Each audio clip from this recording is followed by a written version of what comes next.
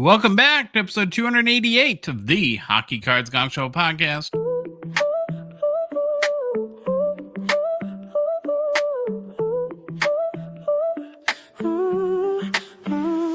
Start the week slow, coffee in hand, laptop glow, got deadlines planned, but I hit play first, yeah, you know the deal. Gong Show talking about that hobby feel.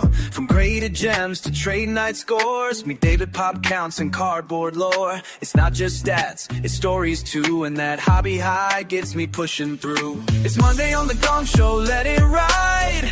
Easy vibes with the hockey guide. From mailbox hits to eBay finds, we spark your week with collector minds. I got a little package. You better believe it is. Any other edits, Tad? Nope. No, that's it. Oh, that's good. What's up, boys? Hey, How are we? What's going on, boys? Pete. Yeah, we have a yard work Louie here. It's been busting his hump. Now the weather's nice in Minnesota, so we get out of hibernation. Nice. True. Yeah. Now what else is new? So what'd you do, Louie? Like, what kind of yard work did you do? Oh boy. No, I've raked, swept, Oh, installed a new fire pit, woo! cleaned the garage. All on bunch a of day, stuff all on a away. Sunday, Day and a half. eh? Started a bunch yesterday. Man stuff. Man stuff. Did you go to Home Depot and Man. round out the day well? I went to, we got a Fleet Farm, so I went to Fleet Farm, then I went to Okay. Home Depot, and then I went to Menards. This was all yesterday, and then came home with everything we needed, pretty much, from fertilizer to potting soil to the fire pit ring to Ooh, what kind of knows? soil mixture did you do? NPK, nitrogen, phosphorus, potassium? whatever she grabbed, something Okay. that's Okay. supposed to be super sweet, super Okay. awesome. So Nice. yeah, Boring. it's got to be Oh, done. you don't like gardening? I love gardening. No. I love Oh. working outside. No. I thoroughly enjoy it. I'm The a whole- pewter worker. I work on my pewter. The Yeah. whole time I was out in the garage cleaning the garage, I had YouTube on, and I'm catching up on Jay Lee's show from last night. And you could just get you can multitask, get a lot of things done at the same time. There we go. I Yesterday, I went to the Minnesota Card Show with Troy. Is Remember it Troy? awesome, Josh? He used to work here.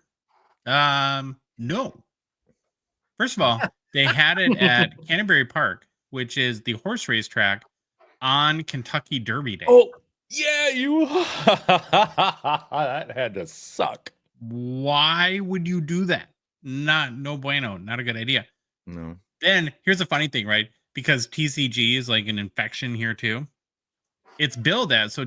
Yesterday was sports only, Oh, and then today, Sunday, is TCG only. Right? Smart. Mhm. I like that they broke it up into sports versus TCG.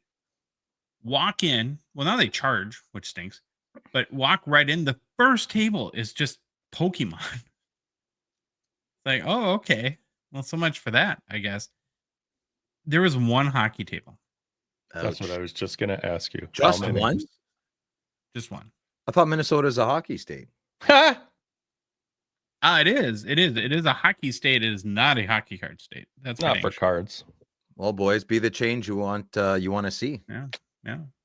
Why don't there be two tables next time, and one of the tables will be called Josh, Louie, and Troy's table of hockey cards. And we tried Extravaganza. We tried that once, and nobody wanted any of that stuff either. That More hurt a no couple bueno. things. Well, maybe you guys got to get better cards then. You know what I sold was Pokemon cards. You did? Yeah, he did. How did you know what to sell? He didn't. We just brought him, and he We just kept brought sitting there. He was just sitting there waiting for people to look. I'm like, Josh, we're surrounded by Pokemon people. Grab those cards out of the case and go walk to them and try to sell them. 10 minutes later, sold them. I said, yes, father. And I went and I sold them. Yes, Lord. It worked, though. I wouldn't have known what to do. Phil, did you go to a card show today? First, I didn't go. First time in a year. Yeah. Oh, my gosh. I believe the American term is no bueno. Yeah. Is that That what is you very said? American. Yeah. Isn't it No bueno. Spanish? Correct. That too. Yeah. Oh. Okay. Okay. Well, I don't know. I'm Well, so I lost. mean, does it hurt your heart a little bit? Are you sad? How are you doing? I thought I would be sad. I not really. I I kind of know all the cards there, and there's not a huge it's great for the newer collector. It's great to see all my friends, but we just had the expo. I saw a lot of the similar people. I scratched that itch somewhere else, and the Ottawa show is still great. Maybe I'll go every few months. I'm definitely not going to buy a table anymore. Yeah. Okay. That's over. Yeah, it was a little stressful, and I ended up just kind of blowing money. I just let my friends use the table to sell their cards, and I'm like, why am I paying $60 every month for my friends to make money? My good acquaintances to make money, I guess you would say. Yeah, For sure. You're a giver. I'm a giver. Yeah. I'm not gonna lie, I really wasn't. I mean, I wanted to go to the card show with you two yesterday, basically just to hang out with you two. Yeah. I'm not until we get more hockey stuff going on, man. I just whatever. Yeah, I would never go again if there's only one table of hockey. I don't think anyone's going to be upset at that logic. I look pale. Why do I look so pale? I'm not pale. I'm golden skinned. You look depressed too. I'm not depressed. I don't believe in depression. If you're depressed, you have too much time on your hands. Oh, shots fired. Well, tell us about Friday Nights with Phil. I had a good time. Yeah, I had a great time there. I added up the sunlight. I had a fantastic time. Dave and I, we did it very different. I had a whole plan. I had probably the most checklist of checklists I had, and I didn't follow any of it. Yeah, man, nothing went to plan. It was more of a hangout, and I really leaned in on the chat. What are you putting these pictures up for? That's awesome. Yeah, Dave and I just kept conversing, and the chat, I really paid attention to the chat right off the bat. Or did I? Maybe I caught up after 10 minutes. I'm not sure. It was just very socially interactive, and we had a great time, and it was chaos. And we had no guest. I screwed up. I double booked guests for this Friday, so I have to cancel one of them. And I think I'm only going to book a guest if they're really eager to come on. I'm going to stop trying to bad grammar, apologies. So hardly keep trying to get people. Saying that, Billy agreed to come on this Friday. That is a language. Oh, he's going to come on this Friday? Yeah, so Billy, he finally, newsflash, he finally agreed to text me back. Perfect. And I told him it's going to be all about PETG tech, foil tech, what makes a refractor. I know we know if it's refracting, but I want Billy to really hammer down on the card specifics, the way they're manufactured. Good friend of the show, Micah, asked us to do something like that, and also to go over iconic sets. So I figured I would take his great question and split it into two. And the first thing we're going to attack is the style and processes of making these cards in a very casual, loose way. Okay. Like, it's not going to be a highbrow thing. We're going to have a lot of fun and a lot of laughing, and there's going to be a lot of silliness. And I hope that'll be a nice change for Billy. And I hope he makes fun of me. That's when he's at his best. So that's good. I welcome it. Well, Josh, it seems like now he's got Billy on. We can take a Friday off. We should go do something. Yeah. Were you guys working on regular Fridays normally? No, we just don't have to watch Friday Nights with Phil. No, you don't have to watch. Okay. Oh, I do. I like to watch. I can't. I know you like to supervise. I wouldn't blame you. Like, reel him back in, Phil. Get back here. Super. I saved your bacon when you were like being a pantomime and you had no audio. I came. You both saved my bacon. Louis did the hashtag thing, and you did. Yeah, that I was. I don't get angry often, and I was getting angry. I guess you could see it. I don't know. Anyway, not my proudest moment. Good job, Phil. Thank you.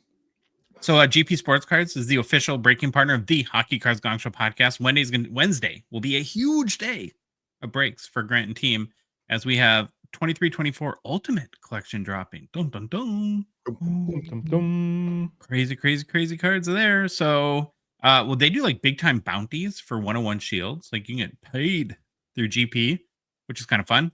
So go to gpsportscards.com, get your spots. They will fill up very fast. You have to go lickety split, right, Phil? Split lickety. Be an epic day. Even if you don't get a spot, be sure to watch on the GP Sports YouTube channel. Are you going to get in on the action? Sometimes you sneakily buy spots and breaks like these, Phil. Are you thinking ultimate or no? No, I'm being responsible right now. I'm actually selling a little bit of Cole's college fund to buy a single card. So I can't be irresponsible and start buying breaks. So can't do that. You have a secret card purchase you're working on? Maybe. I do. Yeah. Another is second biggest Phil card purchase. and people will be like, "You're an idiot," and I'm ready for it. I'm ready for it. Yeah. Does the play rhyme with Bake Schmanderson? No, close. It rhymes with Donner Schlemavid. Never heard of him. Okay. Never heard of him. Yeah. Well, And I'm it's sure really we'll- red. That's it. No more hints. You'll never figure it out. I know. What you're thinking. Donner Schlickmade. It's the card that you just should have bought 2 weeks ago, right? That you Right. got Yeah, right in I your bought hand. its little brother, but the guy who sold you it got to to me get is Big being- Brother. Yeah, I want the big brother. Yeah. I got you. Yeah. We got a kind of an exciting hockeychecklist.com update. Been a lot been going on behind the scenes. Been working hard to make the site an amazing resource for you, the good listener, and the hobbyist. There's a couple of additional new features that we've teased in previous weeks that are now live that you can use right now. I would like to show them to y'all pretty quick. So I'm going to do this. I'm going to do that. Oh, here's our checklist site, hockeychecklist.com. So we're on the checklist for 2022-23, the Cup. And this product quick search, which I think I'm going to rename to Power Search. I like Power Search because it's really becoming a power search, I think. And I'm going to review all the ways you can search any checklist, not just 2022-23, the Cup. You can search, like, let's say Phil wants to know the Senators. I can search by Ottawa. And voila, right? It pulls up every Senators card in the whole set. Pretty cool. Or I can search by Wild if I want to find Minnesota Wild players. So I get the same result, right? You can search either by location or by team name. Now, a little bit ago, we added country. So let's say that you're in Canada and you only like Canadians, and those are the cards you want to find. So I can search by Canada, and it pulls up the card for every Canadian. I don't know. Maybe I'm want to know Slovakia, right? Here we go. Pulls up every Slovakian player in the Cup right there. Well, here's the two new ones now. So we've added more searchability. The next one is Hall of Fame. You can do this two ways. You can either search HOF or type out Hall of Fame. For time, I'll just do HOF. And it pulls up every single Hall of Fame player that's in 2022-23, the Cup, which is pretty cool. And the other one is rookie. So let's say you just want to find all the rookies in a given set. So you can search rookie or rookies, and there you go. Cool. It isolates every single rookie from that checklist. So product quick search, we might make a power search. I don't know. I think that's pretty cool. What do you guys think? I think it's very cool, and I think you should definitely change the name to Power Search. Yeah. Power search. Yeah. Some sort of the checklist has the power. He-Man. Nice feature. Nice feature. Yeah, so good. Very, very excited about that. Okay. When can we say, like, Phil's favorite, Louis' favorite, Louis' top 3, Phil's top 7? Oh, like you want to like pick cards? Yeah, like when you go to a bookstore and they're like editor's choice, or this is Linda's favorite book. It really helped her lose the weight. You know, like something like that. Yeah. Well, we have I gotta go back. We have, I don't know, the trending, right? So the most viewed checklist in the last week. Yeah. Oh, weird. Skybox CX2000's on there. Yeah, Josh, weird. It's falling down. It doesn't discriminate to the owners, though. So I'm surprised it's not number 1, to be honest. Like you're slacking. Yeah, there we go. Yeah. And then we have added a couple checklists too in the past week. A lot more work's been done in the background. So Ultimate Collection is up as you would hope, because the set comes out on Wednesday. Then added a couple of Fleer sets because I'm a Fleer guy. 14-15 Fleer Ultra and 16-17 Fleer Showcase are live on the site. That's a 16-17 Showcase is a big one. I bet you that'll get hit a lot. Yep. So here's your recap. Here's all your available searches in the Power Search. Power Search. It would be really obnoxious, but it would be kind of funny if when you search something and like you hit return, you don't even have to return, and the search comes up. It went Power Search. Do it. Let's do it. They can mute it. I think people get fired. You mentioned like your boss walks by. Power. Search. We don't have a boss. No, somebody at work. That's don't do that. That's a silly idea, man. Don't do that. No, I'm not gonna do it. Okay. we have a huge show, so we got to Mhm. get going. Last reminder is our show, the Hockey Cards Gongshow podcast, is a Patreon podcast. What that means is that we rely on the support of listeners and watchers like yourself to help us cover show expenses, produce more and better hockey card content, and grow the hockey hobby in a small way. You can support our show for as little as $5 a month. You'll become one of the first 299 supporters of our show. You get access to the Discord server, which is popping, absolutely on fire lately. Evan and team over there have done an amazing job. Never been more interaction, learning a lot about people. People are making friends. Men enter lonely, but they don't stay that way, Phil. No, Yep. No, it is the cure for loneliness is our Discord. They're full of an abundance of joy and friendship. They frolic. A lot of frolicking happening there. Like that's a great word, frolic. Frolic. Yo, bro, I saw you frolicking in the tall grass. Are you okay? If you want to be less lonely and frolic more, you should join us Yeah. by supporting our show. It's very easy to do. Go to our website, hockeycardsgongshow.com. Click on the Become a Patron link at the top of the page, or go to Patreon directly, patreon.com, and search for Hockey Cards Gong Show. There's a link in the show description in both YouTube and TikTok, or podcast apps, and then our Instagram, TikTok profile too. Baba Louie, since our last show, we have 4 new people. Yeah, I That's got awesome. bombarded. Awesome. We got bombarded. They've invaded our Mhm. Discord in a positive way.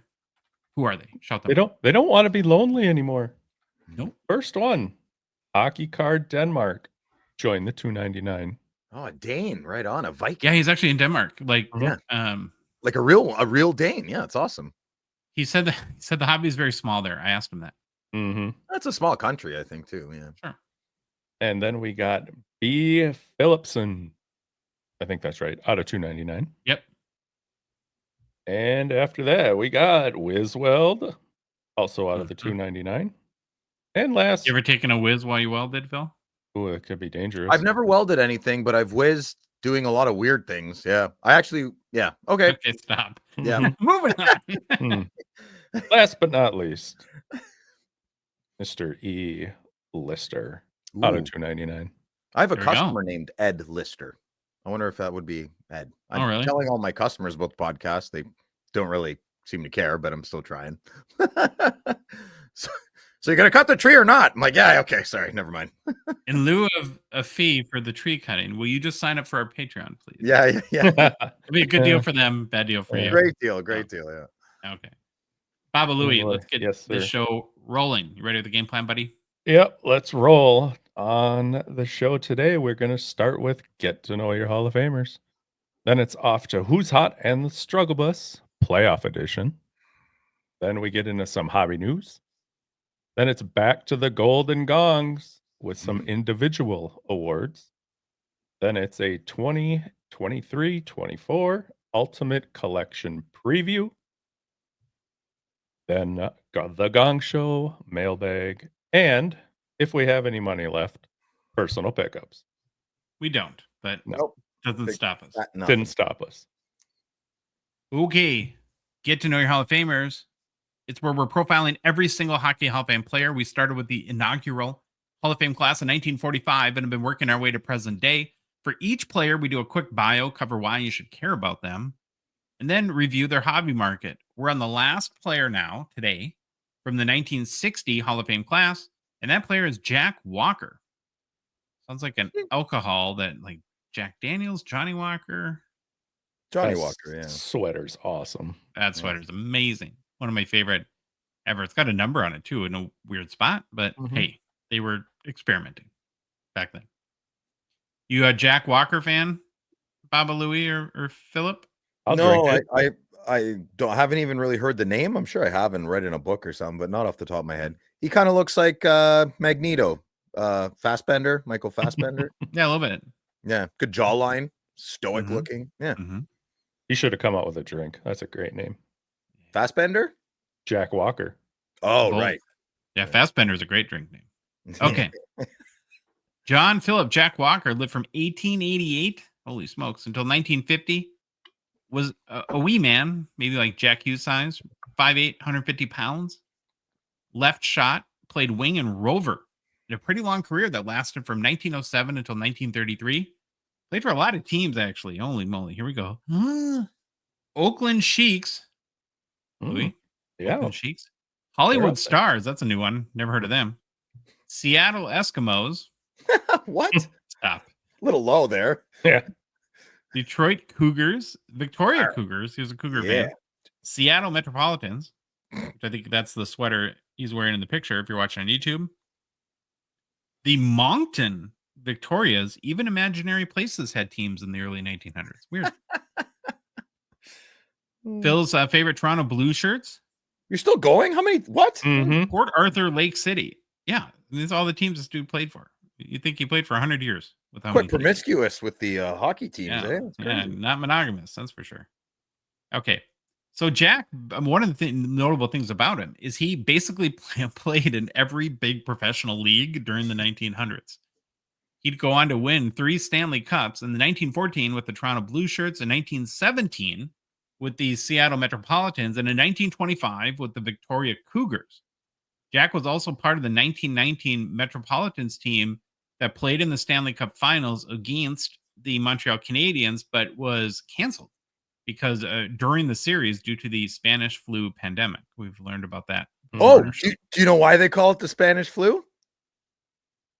I think you told me, but I Tell forgot. us again. Say it again. Okay, yeah, I know. I insignificant facts. Well, I mean, history is important. So it didn't originate in Spain. It might have, but probably not. It originated in a military camp in Kansas, the state of Kansas, or the city of Kansas. I'm not sure. One of the two. But it didn't originate in Spain. The Spain was just very open about it. And they were like, hey, we got a problem, like all their doctors were like, they made it world known. Okay, there we go. You got any other crazy Wayne theories? Gretzky on steroids? I definitely don't think Wayne Gretzky ever took steroids. I'm pretty sure he just said it. He might have, but I don't think so. Yeah. Okay. And it was Fort Riley, Kansas. Oh, okay. The state, right? Burn. Okay. Yes, Fort Burn. Riley in Kansas State. Thank you.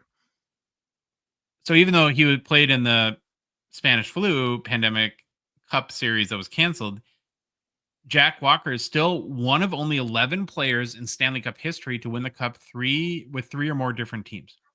Well, he played for all of them, so I would imagine, right? Sure. He's a winner. He's a champion. So, yeah. Why should you care about Jack Walker? Walker is widely credited alongside Frank Niebuhr as one of the inventors of the hook check, a precursor to modern poke checks and stick lifts. The defensive technique helped revolutionize back-checking and turn Walker into one of the top defensive forwards of his era. Walker's 1917 Seattle Metropolitans team made history as the first American team to win the Stanley Cup, defeating the Montreal Canadiens. He was part of that team, playing a strong two-way game and anchoring their defensive system. Walker won his third cup with the Victoria Cougars in the WCHL, which was the final time a team outside of the NHL won the Stanley Cup.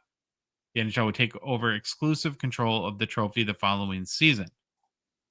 Walker's defensive skills were so uncanny and subtle that teammates and reporters joked he could lift the puck off your stick without you noticing. His silent, precise hook check was feared across the leagues that he played for.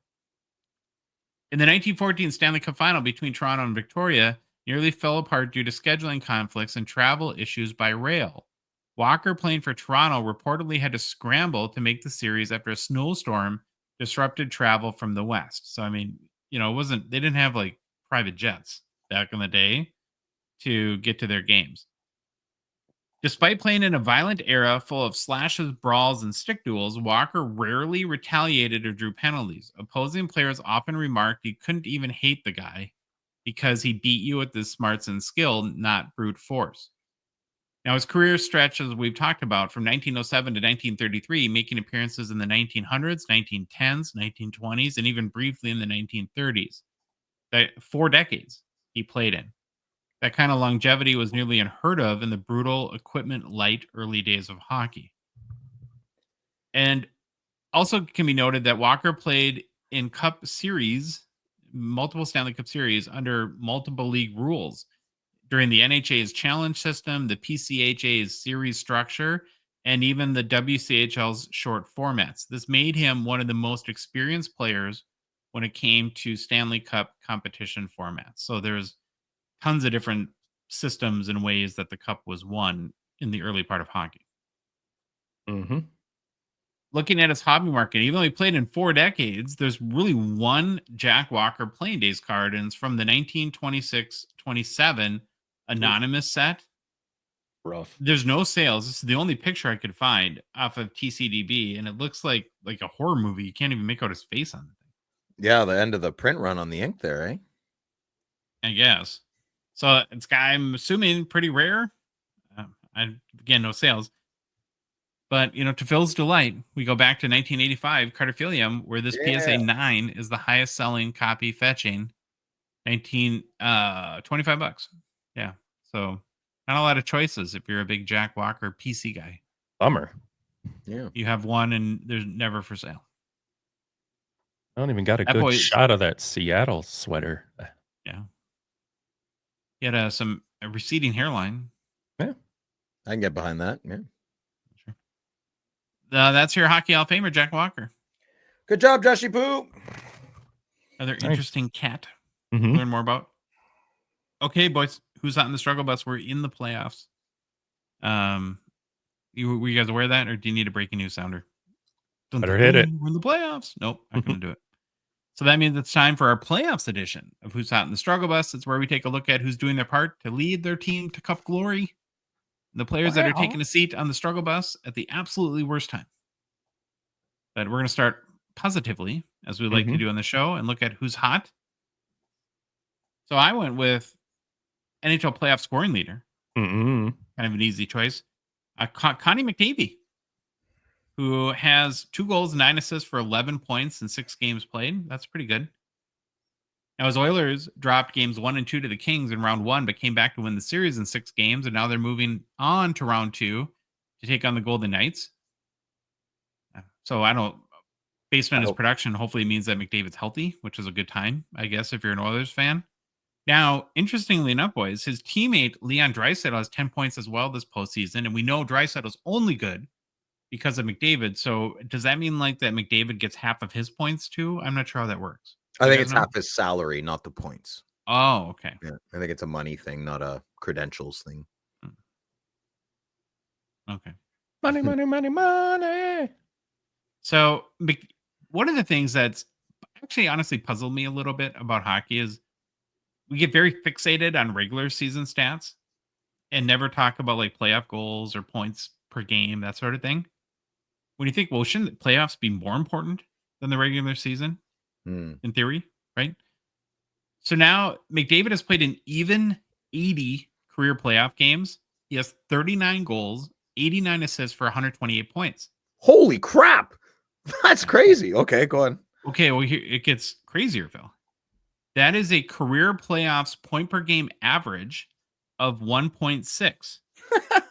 1.6 points per game is the 3rd highest average in NHL history during the playoffs. Who's the only players ahead of him are Wayne Gretzky, who averaged 1.837 points per game in the playoffs, and Mario Lemieux, who probably had one more point. He averaged 1.607 points. I was going to say, if I had to guess, I would have thought Lemieux might have been first, because I assume Gretzky's a gamer in the playoffs. I actually don't know that much about that, but I know Lemieux is a gamer in the playoffs, right? That's wild. Wow, interesting. Ridiculous. Very impressive by Connor McDavid. Still cupless, but great. That was very important. Well said. Well done. Do you guys think now that they won 4 straight into round 2, are you giving the Oilers a puncher's chance? Yes. I'm giving them a Still worry about the Stewie Skins kind of thing, Yeah, but listen, Grant Fuhr won the couple of cups, and he was nothing he made he saved the savables when they mattered. That's all they wanted out of Grant Fuhr, and that's all he did, right?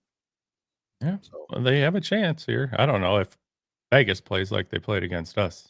I hate they'll be fine, but I I want Edmonton to win badly. Yeah, I hope I picked them to win it, so clobber them.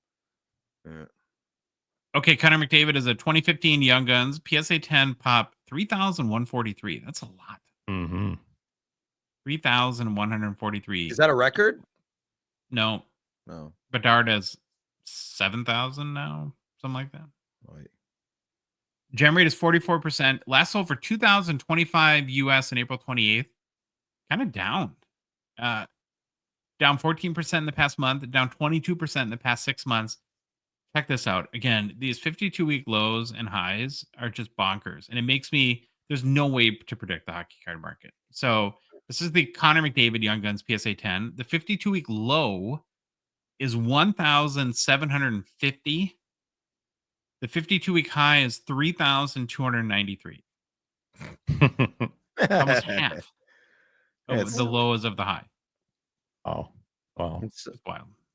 the hobby's so small, man. All it takes is like 3 people with different wallet sizes, and one really, really wants it. He beats the other 2.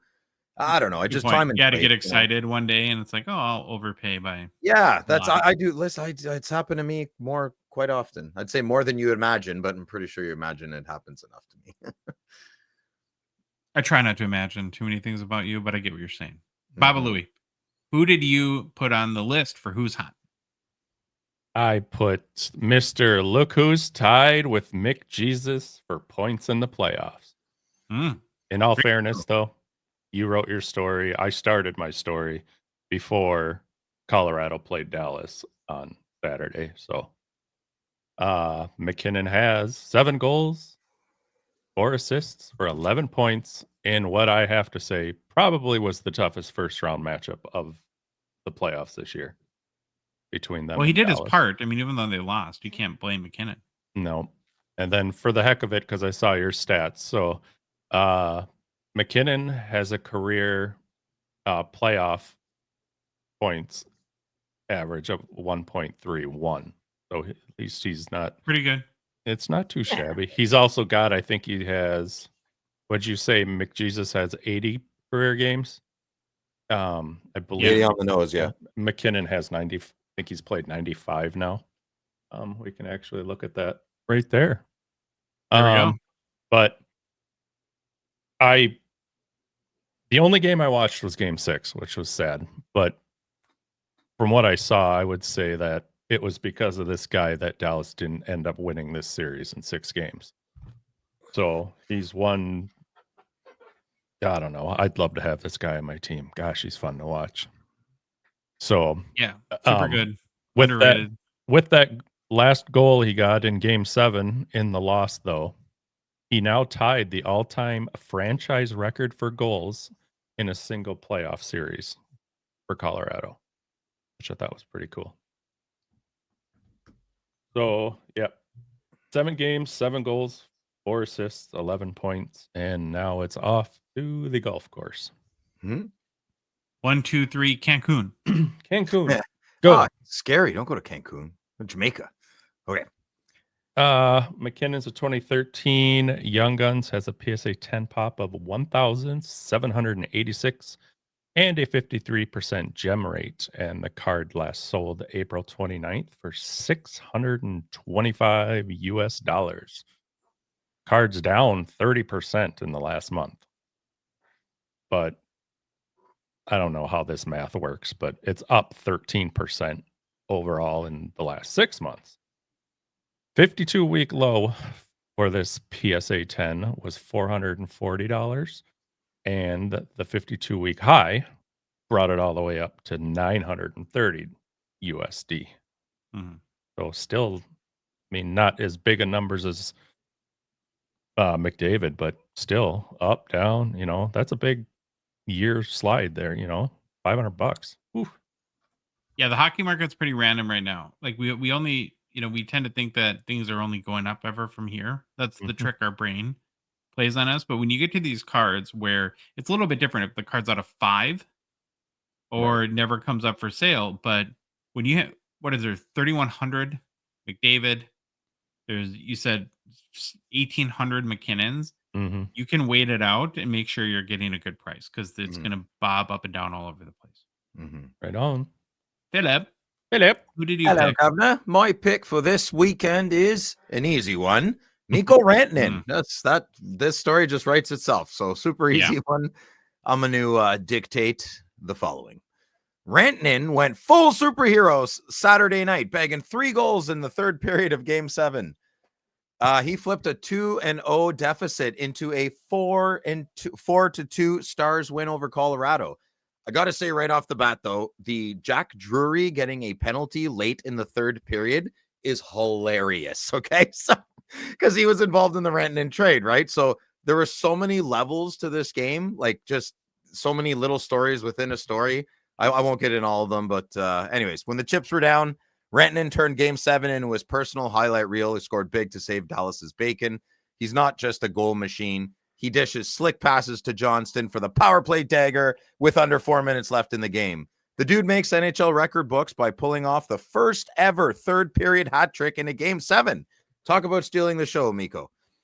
Rantanen racked up 3 goals and an assist in Game 7, and he finishes the whole series with a juicy 12 points in 7 games. After Colorado traded him, Rantanen got sweet revenge, sending his old squad packing with a Game 7 masterclass of pretty much how to play hockey well. Teaming up with Rope Hint. I can't say his freaking name. Anyways, the other Finnish guy. The other Finnish guy turning Dallas into an offensive juggernaut scoring party with a 1.22 points per game playoff average. He's basically a postseason cheat code. He's ranked 10th of all, ranking 10th of all time. Rantanen woke up with 5 goals and 6 assists in the last 3 games. So, you know, he was getting a little flack there at the beginning, but he definitely stepped up to the ice, I guess. Stars GM Jim Nill basically said Mikko strapped the team on his back like a hockey superhero. So in that series clinching win. And let's close with this. Traded twice this season, Mikko Rantanen from Colorado to Carolina to Dallas. Rantanen stuck it to his old team, showing his former pals he's still the boss. His last PSA 10 sold for $122.36 on May 3rd. And I did 104 weeks. So that's 2 years, if you don't know.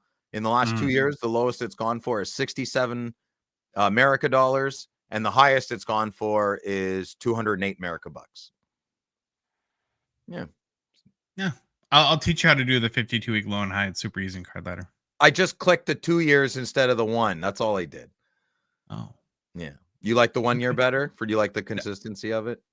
I like you to be different. Well, I didn't know what you want. I'm happy when you're happy. Figure it out, stupid thing. Anyways, I love Card Ladder. It's awesome. Yeah. All right.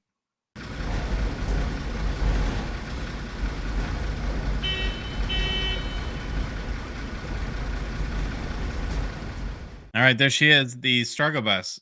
I don't even know at this point, though, if the struggle bus is going to let this first guy on. Yeah, you're There's picking something worse than. Well, come on, Louis. He should be picked on. It should be studied. It should be studied by science. What the hell happened, man? Go take it. Louis is saying something really important right now. Except I am. Right. I am. I'm trying to talk. Dang it! But mute doesn't help. I don't want your picture to go down the toilet. So you got to show it, and we can discuss a little bit. Okay, and we had a little bit snafu. I wanted to put all of our favorite teams on the struggle bus because and I included California Dave in this because basically all of our teams lost in the first round. I'm happy. I'm not, but I'm okay with it. Playing with. Well, how does that happen though? Like one of us couldn't have had a team like go to round 2. I mean, the Wild. I mean, that's a given. They don't even. They did a poll in the locker room, and 74% of the team didn't even know the second round exists. So I even had 2 teams in it, and I couldn't. Have you guys ever made it to the second round? Yeah, it's been a while. Well, it was like their second year. It was like the Darby Henriksen round. Not in the last like 10 years, though. I don't think. Right? I mean, I'm no one to talk. I'm just saying. Like I don't have a recollection of a second round for you guys. Yeah, there's their teams right there. Too bad. Okay. Toilet. Yeah. So we just had to show that. But the player I picked is that one of your toilets at your houses? No. No. It's a picture off the internet. So yeah, I was just curious. All right. I did pick a player though, and yikes, Connor Hellebuck. The playoffs have been rough. Let's just start there. So he's played 6 games so far. He's 3-3. He's led in 23 goals and 101 shots. Correlates to a healthy, we'll call it, 4.42 goals against, and then a paltry 0.815 save percentage. Oh, and he's been pulled 3 times in 6 games. What And happened? Is that he's good? up for the Vezina. For the Hart. He's a Hart, right? Oh, I don't think anymore. They're like, "Oh, playoffs doesn't matter." Yeah, I don't like that. That's Wait, a wait, hard do taste do to get out of they your do they mouth, vote man. before the playoffs though? Ooh, I don't know. They might. They probably should, yeah. So that'd be really funny if he wins it. That'd make a good Yeah. speech. He'd be like, "So I know what you're all thinking." Yeah. Yeah, we thought it was kind of funny when McDavid he played well, won the Conn Smythe in the losing effort last year. What if this guy wins a Hart and he's bad? Yeah. Now he can redeem. We're recording before big game 7 tonight, so we'll see what happens. Yeah, I don't think the defense has been very good. That hasn't helped. Bad structure, right, Phil? Bad structure. Oh, it's bad hockey, maybe. Mhm. So again, though, there was questions coming into this year about Hellebuck and awesome in the regular season, but when the lights are bright, big time game, big game, it's not gone so well for him ever, really. It's crazy to think, like, I mean, if you put me in a preseason game in Ottawa Senators goalie pads, I'd crap my pants, like playoff game Yeah. makes no difference. It's all the big show. So it's funny to see somebody's hero, Connor Hellebuck. Yeah, big professional superstar. And regular season doesn't bother him, but in the playoffs, he's actually nervous. They're not infallible, that's all. Mhm. You see it. Honest question, Louis. Does this now, given his entire track record, not just this year, or is it worryable about the Olympics a little bit for Team USA here? No, put him in. Like, He's good for you guys. yeah. See, now you want him to play. That's all we need to know right there, I guess. Yeah, I don't know. Ups and downs. Welcome to goalie life. Sure. All right. Well, hopefully he turns it around. Who are you guys? I can't root for the Blues, so I'm a Jets. Well, I don't like the Jets either. Mhm. It's our like 2 biggest rivals going tonight. But if you had to pick one winner, Louis, who are you picking? Of the That you want Blues to win. or of game 7 here? Yeah, The Jets. I think me too. I'm not anti Hellebuck, so I would love to see him like pitch a shutout Mhm. tonight Right. and redeem himself a little bit. This is his There you go, game. Yeah, I Gotta have a PSA 8 young gun of him. He better play good. I need that to go up. Cash that in. Yeah.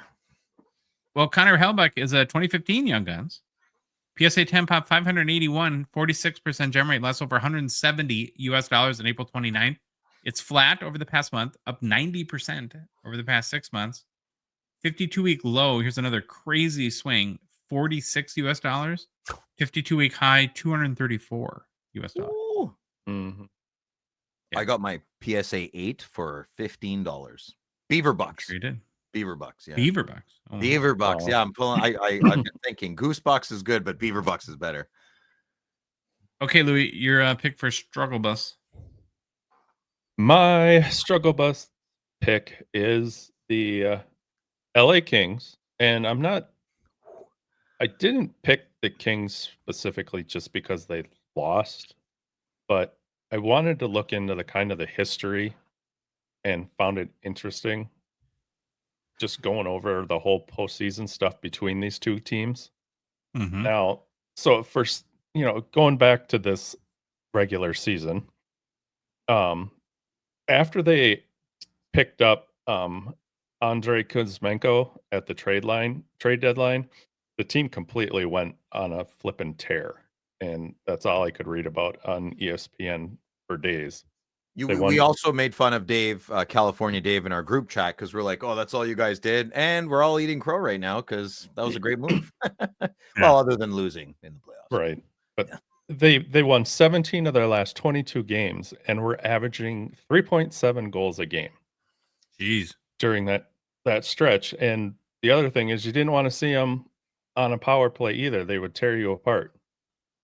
And then you got the Minnesota Wild to the Kings to the Coyotes, Avalanche Stanley Cup goalie over to the Capitals, and then back to LA goalie Darcy Kemper, who went 15 games allowing 2 or fewer goals, which was the second longest streak in the NHL since the expansion era. Yeah, is Kemper like the most accomplished goalies that seems to be complete kryptonite where no team Right. ever wants him.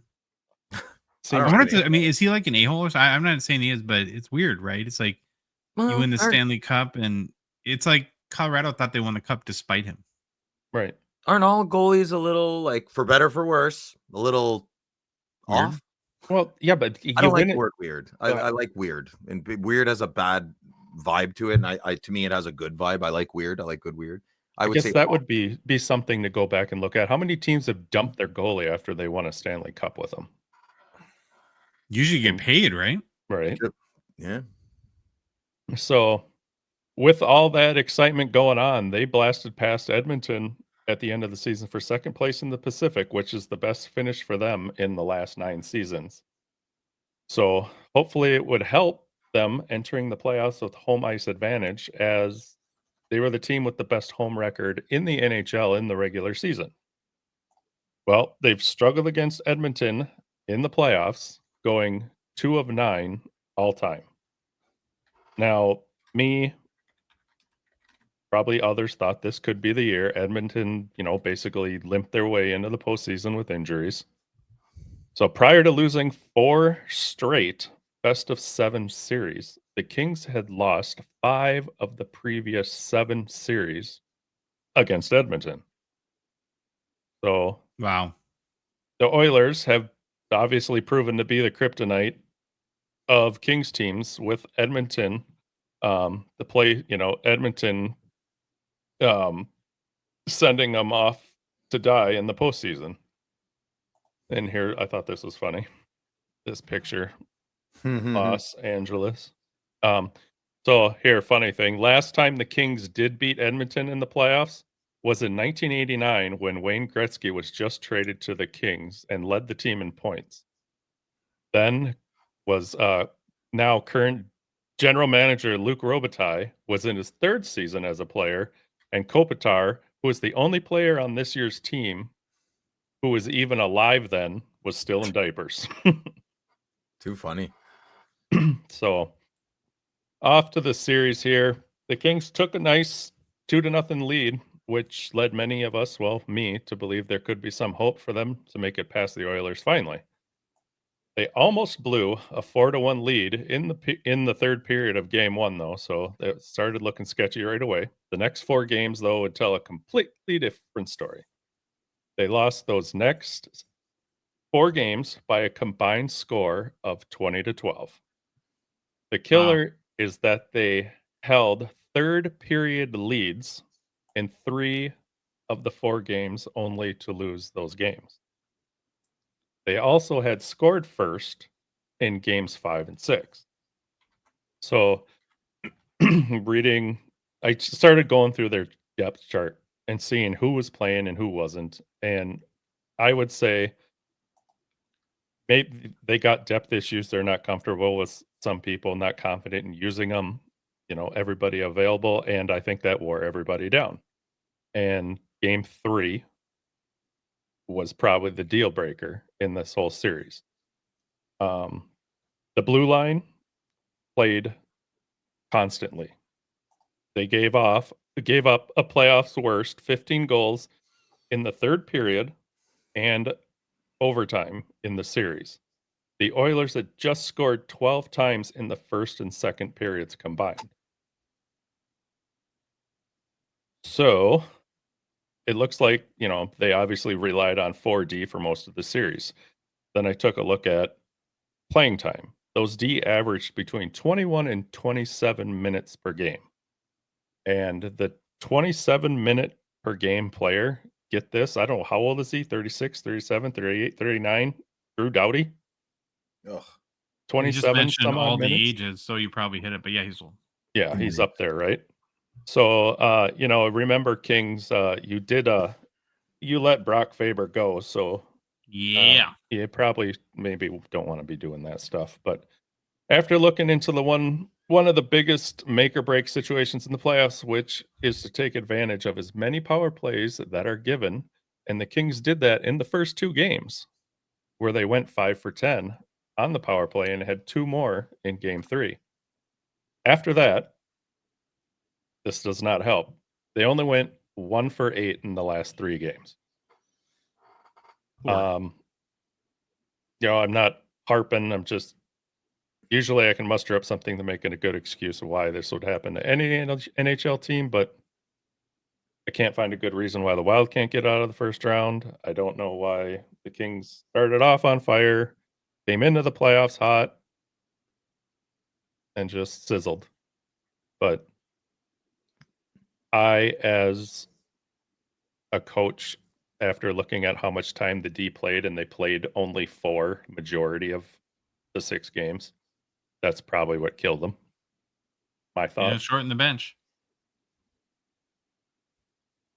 So, Yep. sorry, Kings. We'll miss you. Struggle bus. Phil. Yeah. Who did you put on the struggle bus? Oh, another one that was fed to me quite easily. Nikita Kucherov. All right. So I think Kucherov's hockey stick went on vacation in the 2025 playoffs, failing to score a single goal in 5 games against Florida, extending his playoff goal drought to 15 straight games since 2023. He's clearly forgotten how to play the game of ice hockey, as my American friends call it. We just call it hockey up in Canada.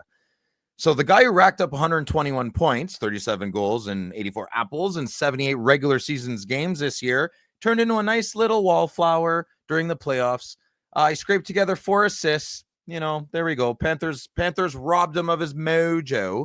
So in game 4 of this series, with Tampa clinging to a 2-1 series hope, the Cooch had a golden 5-minute power play, but he flopped. He chucked his stick in a huff and a puff like a toddler who lost at Mario Kart. Yeah, I said that. So let me give some background here. Historically, he's a playoff king. He's a stud. He's among the NHL leaders with 34 points, 7 goals, 27 assists in 2020. And he had 32 points, 8 goals, 24 assists in 2021. Awesome, like phenomenal. But then something has happened in the last 3 years, and we don't know why.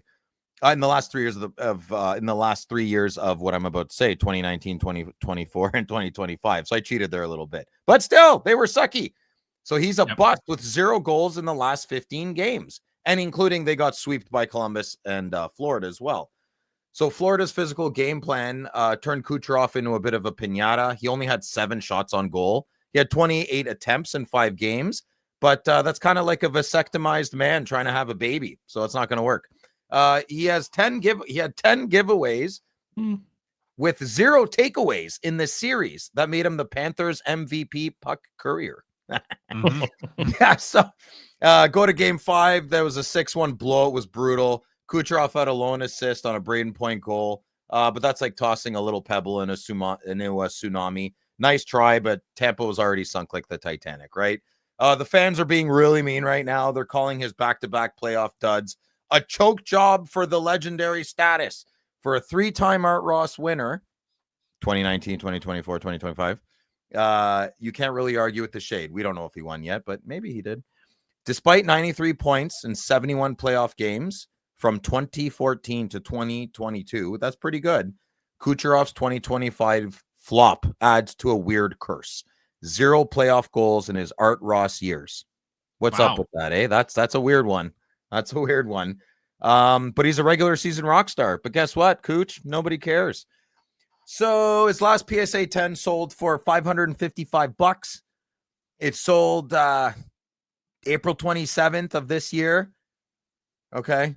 And I did the research on my own, if you can't tell. And in the last 2 years, so 104 weeks, it's it might be less because there was a leap year 2 years ago. Oh, whatever, cares. In the last 2 years, it's gone as low as $288 and as high as $775. Oh man, that sucks. It's okay. It's okay. Good buyer. I've been there too. I've done silly stuff. But yeah, that's my those are my 2 easy picks for the hot guy and the not hot guy, the ugly guy there. I got a question for you. In the beginning, you said Americans call it ice hockey and Canadians call it hockey. Yeah, I was making fun of you. Oh, okay. All right. We're in Minnesota. You probably call it hockey, but if you ask, like, if California Dave goes to like the grocery store, I think he's got to say like, "Oh, I play ice hockey." No. I think it's just hockey. You guys have like way more weird hockeys than we do. You have ball hockey, which I don't even understand what that is. I honestly have no idea. If you had to hold on. If you had to guess, what do you think ball hockey would be? Yeah, but we played street hockey with a tennis ball. So did we. Yeah. What is Where do you play ball hockey? On an ice Is rink? that like In- is no. that like roller hockey? Yeah. Well, no, we have like ball hockey leagues where you just with your feet and you With just your- play. You play road hockey in an arena. That's Oh. ball hockey. Okay. Yeah. Okay. Yeah. Now, Phil, who would you say has been more disappointing, Connor Hellebuck or Nikita Kucherov? Whoa. Mhm. I'm gonna have to go Hellebuck because he's it's an unfair question because the spotlight is on him much more. Kucherov, there's 4 other people on the ice. Hellebuck, there's only one. It's only one guy with pads on, you know. So Oh, good. I win.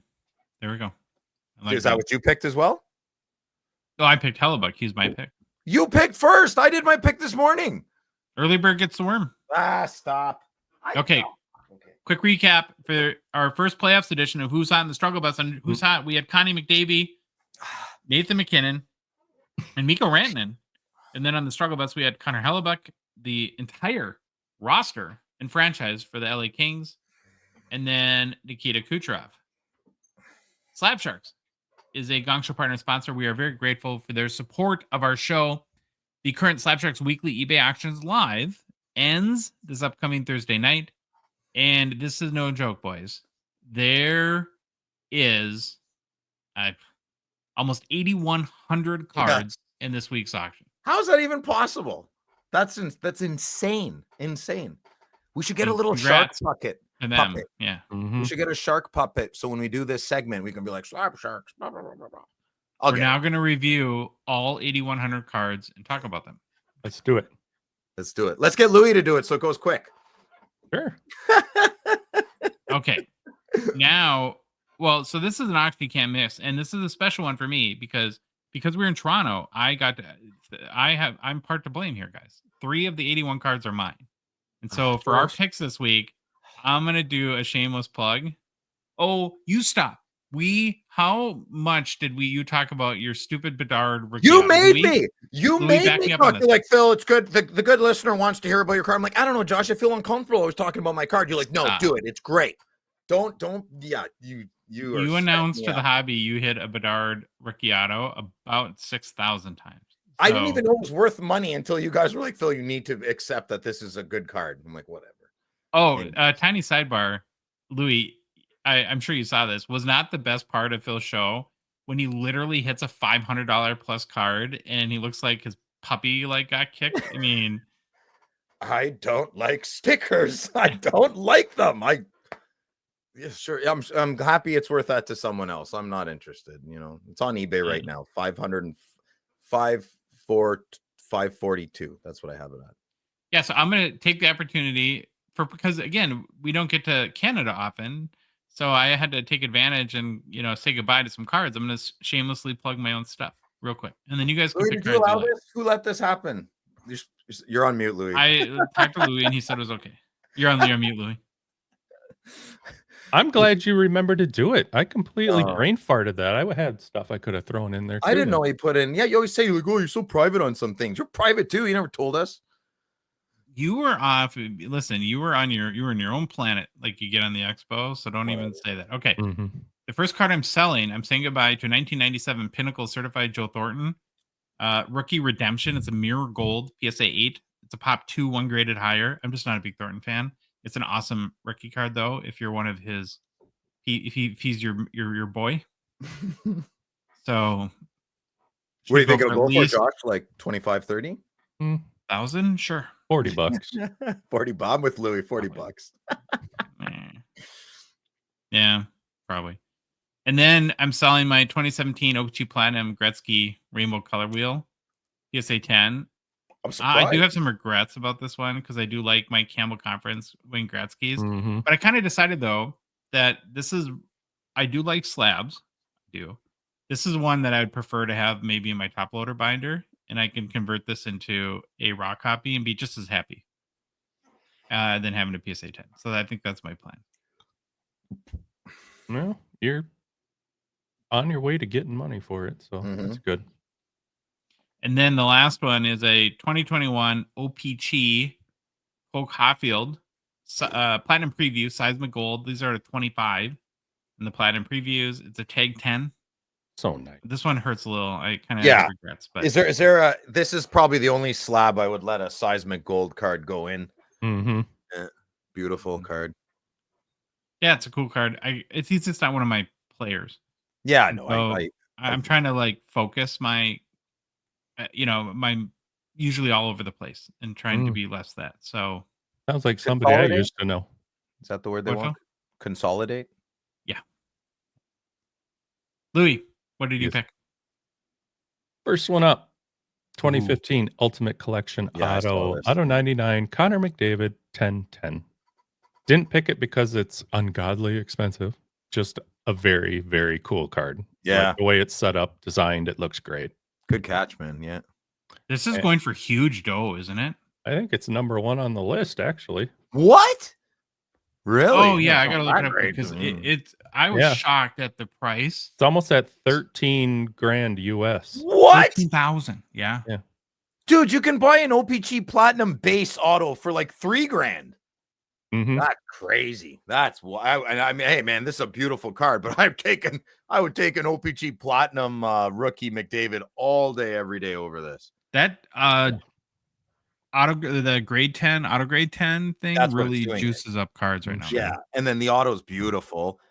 And in Yeah. his rookie year, he's got a little shaky McShakes in the hand. You notice his auto gets a lot better as the years go on. This one for his rookie year is really nice. Okay. Yeah. Yeah. You can see on a lot of McDavid's autos in his first year, he went over it like he kind of does the, oh crap, I can do it better, and he goes over it a little bit more. You can see that in some of his cards. Yeah, so with all the grading aside, this card could have been raw. I still would have picked it. Just, I love the design. I love the way it's set up. It looks really good. And then number 2, just for whatever reason, jumped out. 2020 Signature Edition Legends, Dominant Digits Gold Foil Auto, Paul Coffey. I did not think you would pick this, Louis. I didn't either, but I kept going through the cards to find something, and for whatever reason, every time this one popped up on my screen, I stopped. Really? So I guess I needed to pick this card. That blue and orange, that 7 just pops. It looks embossed. It's a nice card. Mm-hmm. Yeah, it's a nice card. I like this card a lot. The sticker thing drives me crazy. You can't see the top edge. The card is hidden. How do you buy a card? Like, what if there's a big like beaver bite out of that card and the sticker is covering it up? Yeah, but you'll remember the seller, so you know who to call to yell at. I guess. Yeah. Good picks, Louis.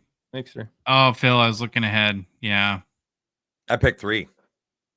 Yeah, your first one. Yeah. I was conflicted. Mm-hmm. I was floored. I had to double check. I was like, okay, for sure Josh didn't. If Josh didn't, I'm pretty sure Louis did. Neither of you did. No, I blew by it. I was surprised Josh didn't. Oh, no kidding. Okay, yeah. Well, I had to pump my own stuff, but here's the thing. Had I not blown all my money at, like, had this card been at the expo, I would have gone all in on it. Yeah. I would know that about you. Yeah, for sure. Do you like the 12-13 design a little bit better than the I really like 08 and 12-13. I'm happy with. You like them both for what they are, kind of thing? Yeah, like if you see like your Crosby now or Louis Madonna in hand, they're just amazing. And they're by far the 2 best essential credentials years. I would love to have this card. Yeah, it's pretty incredible. It is. So this is my pick for this week. I'll take it on loan from you, big guy. So it's a BGS 9.5. I'd crack this card so fast out of that. It's not even, no question. So this card's pretty self-explanatory. It's absolutely iconic. Not just to hockey. It's more of a, basketball. You should probably say what it is, though, because we do have listeners. I apologize. This is a 2012 Fleer Retro Essential Credential Ovi Ovechkin, but it's the numbered out of 41. It's the future, the pinky one. So could you just, I know you've said it 100 times. Could you say it again? Because I always forget. So it's the future. So there's a green one of Ovi.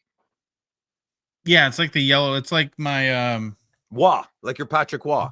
Like your Pat Roy. Yeah. This is the other one. So there's an Ovi with those colors too, right? Yes. Okay.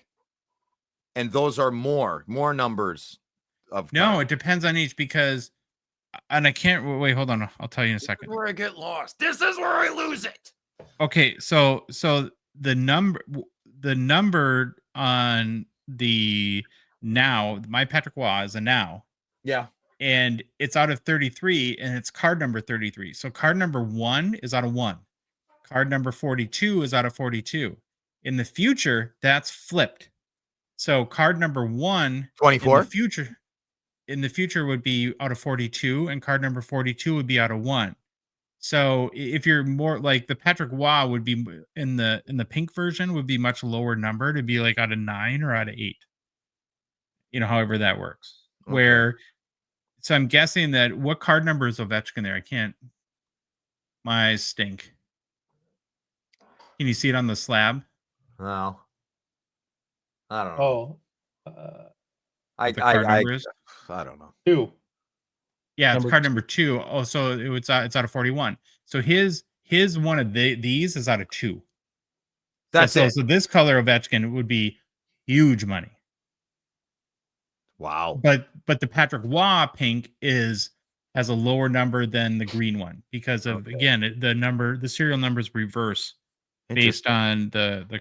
There's no way to explain that in a way that, like, for 2 years I've tried to explain this numbering, and every time I'm done with it, I feel like that I probably just confused more people. I need to go to I need to hire a consultant that can like write it out for me in a way that people understand. Yeah, like a flow chart. Sure. Anyways, let's go on. But this card is amazing. Thank you for your help, Josh. The current bid is $1,075 Beaver Bucks. And we're many days from the. Yeah. So I mean, you think this hits 4 Canada dollars? I sometimes think people just don't know what these cards are. Like I've always been, but I know how special they are. I'm just really, that Crosby with the color match. I'm not really huge into this card. I wouldn't spend too much of my own money, but I understand why someone would spend 4,000 or 5,000. 100%. I get it. But I would have gladly spent guy right now. My entire expo budget and come back with this one card and been very, very happy. Would you rather Ovi or Crosby? Do you lean more into the Ovechkin stuff a little bit? I find kind of. I mean, I like them both. I mean, that's fine. And I love them both too, but I lean more to Crosby, so that's good. That's good for our collecting. One's like Oreo and the other one's like milk. They're both good, but they're better together, right? I'd rather both. Well, then that means you like both equally, but Ovi a little bit more. Okay, good. That makes me feel better. Okay, next card. All right. Here we go. So what you're looking at, good listeners, a 2019 PSA 10 Cale Makar Seismic Gold. So good. This card has to be mentioned because it's amazing.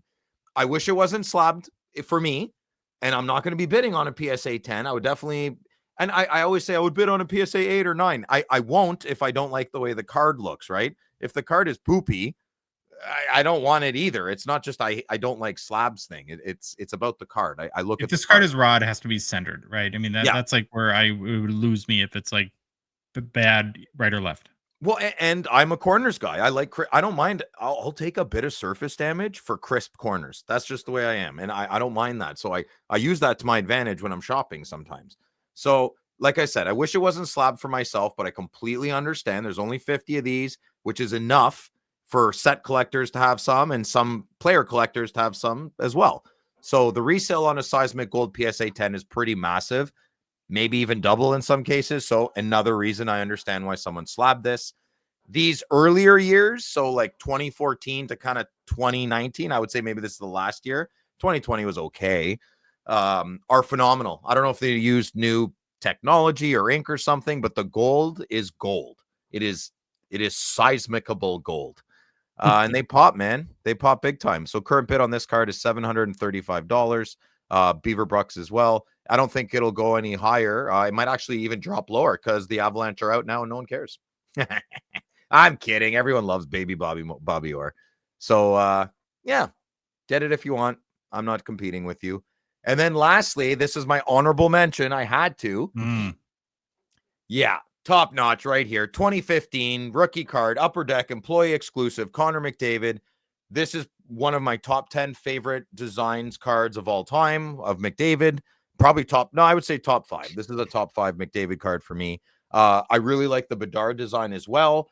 It's the exact same design, and I think they would look pretty epic and amazing together. Bedard has a long way to go. McDavid's been in the league 10 years. He's in the second round. He's on his way to maybe getting the ultimate Stanley Cup. I understand this card is for rookies and the staff at Upper Deck, but I would love to have this card for non-rookies. It would be great to have like a Kill Makar card next year, employee exclusive in the exact same design. It just says employee exclusive legend, with the gold pen, the dark bottom. Yeah, man. I really would love Upper Deck to kind of don't mass produce it. Make like 2 a year, So in 10 years, we have 20 amazing current legend players. Billy, if you're listening, I think we should do it. Yeah, Can I ask you a question? Yeah.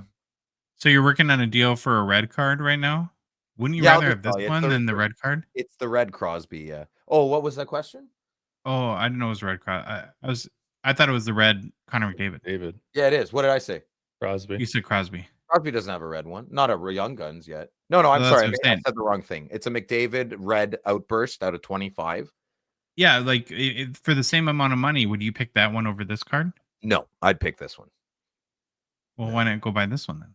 Because the current bid is quiet, Josh. Stop making sense. Yeah. I just put Phil in a box. Well, I've got some thinking to do. So I don't know. Yeah, I will. You know what? When I buy a card that's over $1,000 off eBay, that's what gives me anxiety because I'm a card snob and I want to look at the freaking card and make sure I'm okay with whatever damage it has or no damage. I don't mind if a card is scuffed up, but if I need to be okay with it, if it's got one bad corner, I'll lose it. I will lose it. Yeah. When you get a card into your head and get a card into the buying zone, like you clearly are with that red card right now, is it tough to get it out, or is it once that train leaves the station, there ain't no coming back? Logic stops me dead in the track. So you just presented it very simply, and I value your opinion greatly, and I guess I respect you. So when you say something very simple and it makes sense quickly, yeah, I feel like I'm a little mouse in a box, and I'll figure it out later. Well, the reason why so many Canadian hockey card collectors are flocking and frolicking to Slab Sharks to help sell their cards is, well, there's two reasons. Is that a frolic? That's got to be our first, pure audio clip. You know how many sounds we can put to that? Louis, pick a timestamp. We're gonna get so much mileage out of that, Phil. Thank you very much. You just made my day. Well, they make it super easy to sell your cards online because they do it all from photos. They complete the listings, answer bidder questions, hunt down payment from winners, ship to winners anywhere in the world. And most importantly, they handle all post-sale issues, which is beautiful and wonderful and lovely. Plus, your cards get promoted in the weekly Slab Sharks eBay auction, which, if you're not already aware, is probably the biggest hockey auction there is each week. It's where you want your cards to be, as the whole hobby's eyes are on the auction. So if you haven't tried Slab Sharks yet, we'd highly recommend you give them a shot. For complete consignment info, including payout rates, and to get the process started today, head to slabsharks.com. Hobby news. Hobby news. Activity scoops from the week. Nice. Yeah, that's good, eh? Yeah. That's cute. Probably. Yeah. Oh, yeah, I did put something in here first, didn't I? You did. Well, y'all, Ooh, the 2025 Draft Lottery is today. Why are you guys saying y'all a lot? Did you go somewhere together? Y'all, I don't know. are we going to get carpet relics from the Draft Lottery, do we think? Only if we're so lucky. That'd be cute. Ooh, I hope I get a corner piece with a little bit of rubber on it. Yep. So the NHL has officially announced the 2025 Draft Lottery will take place today, May 5th, determining the order of selection for the teams that missed the playoffs. For the second year in a row, Losers. San Jose hold the best odds of winning the lottery after finishing at the bottom of the league standings. And so we're basically talking about the Michael Misa sweepstakes, right? Is that what the version is? Yes Will and no. Smith, Celebrini, and Michael Misa. Wonderful. Like there comes another Edmonton. Anyway. Well, here, I got this was the list here. So there isn't a clear-cut franchise name, which is different from the past 2 years that had number one picks like Connor Bedzi and Macklin Celebrini. Misa's going. And, while the, it looks like the class does offer good depth. It lacks that new term, generational talent, making for more uncertainty into this draft lottery. Currently, Matthew Schaefer of the OHL's Erie Otters is drawing the most attention as a first round pick. He's a big kid though. You know, he's 6'2" D. Got Mhm. good skating ability, good transitioning to the puck quickly. Defensively, he's all great positioning again. Biggest thing for him I've seen is he closes those gaps really quick, and you know he's still developing. So, gosh, be fun to watch what comes out of him.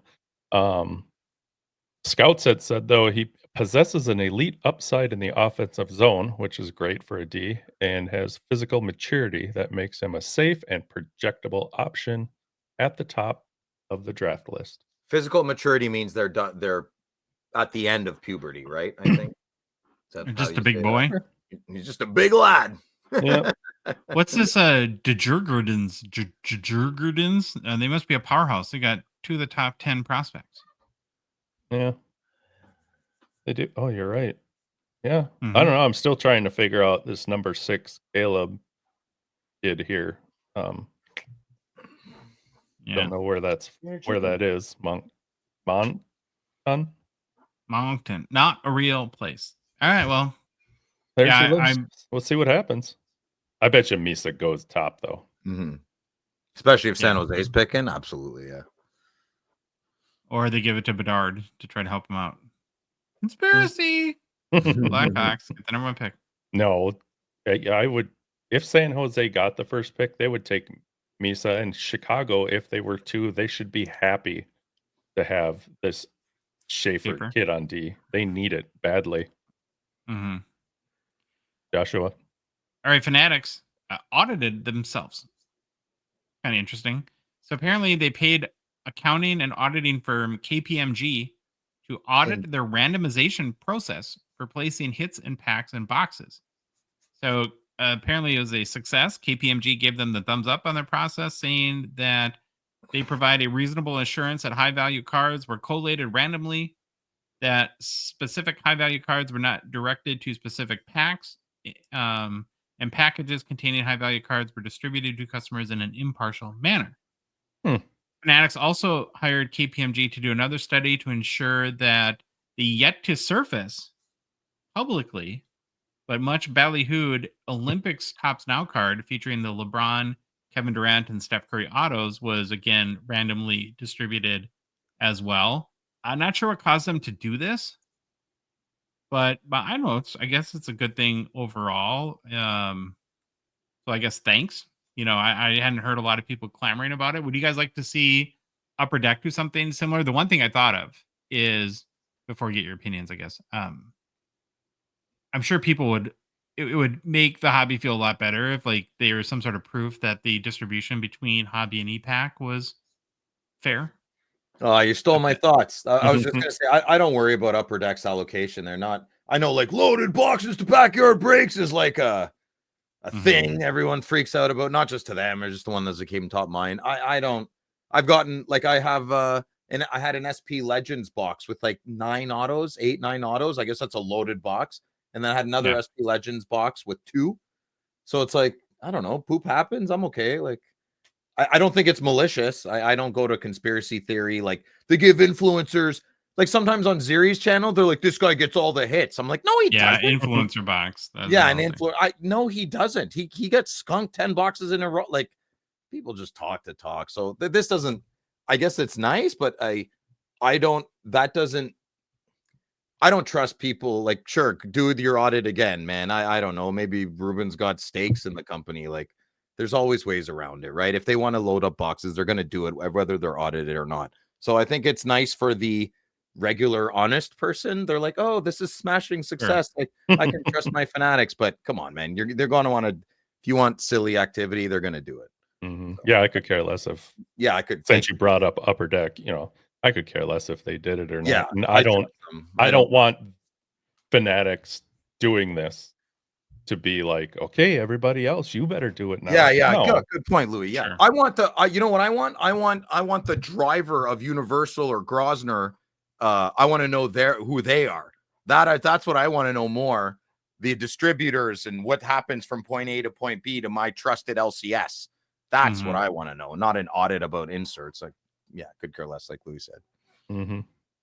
I'm definitely not a conspiracy person in general, but I will admit that, and I don't know if you guys watch this. Did you ever watch the McDonald's Monopoly documentary? Yeah. No one won, just the one guy and his family. For 20 years, nobody won trust- anything. They stole every single prize. Yeah, everyone's a friggin' thief, man. You can't. That's why you get it. As you get older, we keep our circle small. That's why we charge you to be in Discord. We're making you pay for your honesty. And your loneliness. And your loneliness. You're lonely. Pay us money. They're vulnerable. Charge them $6. $6?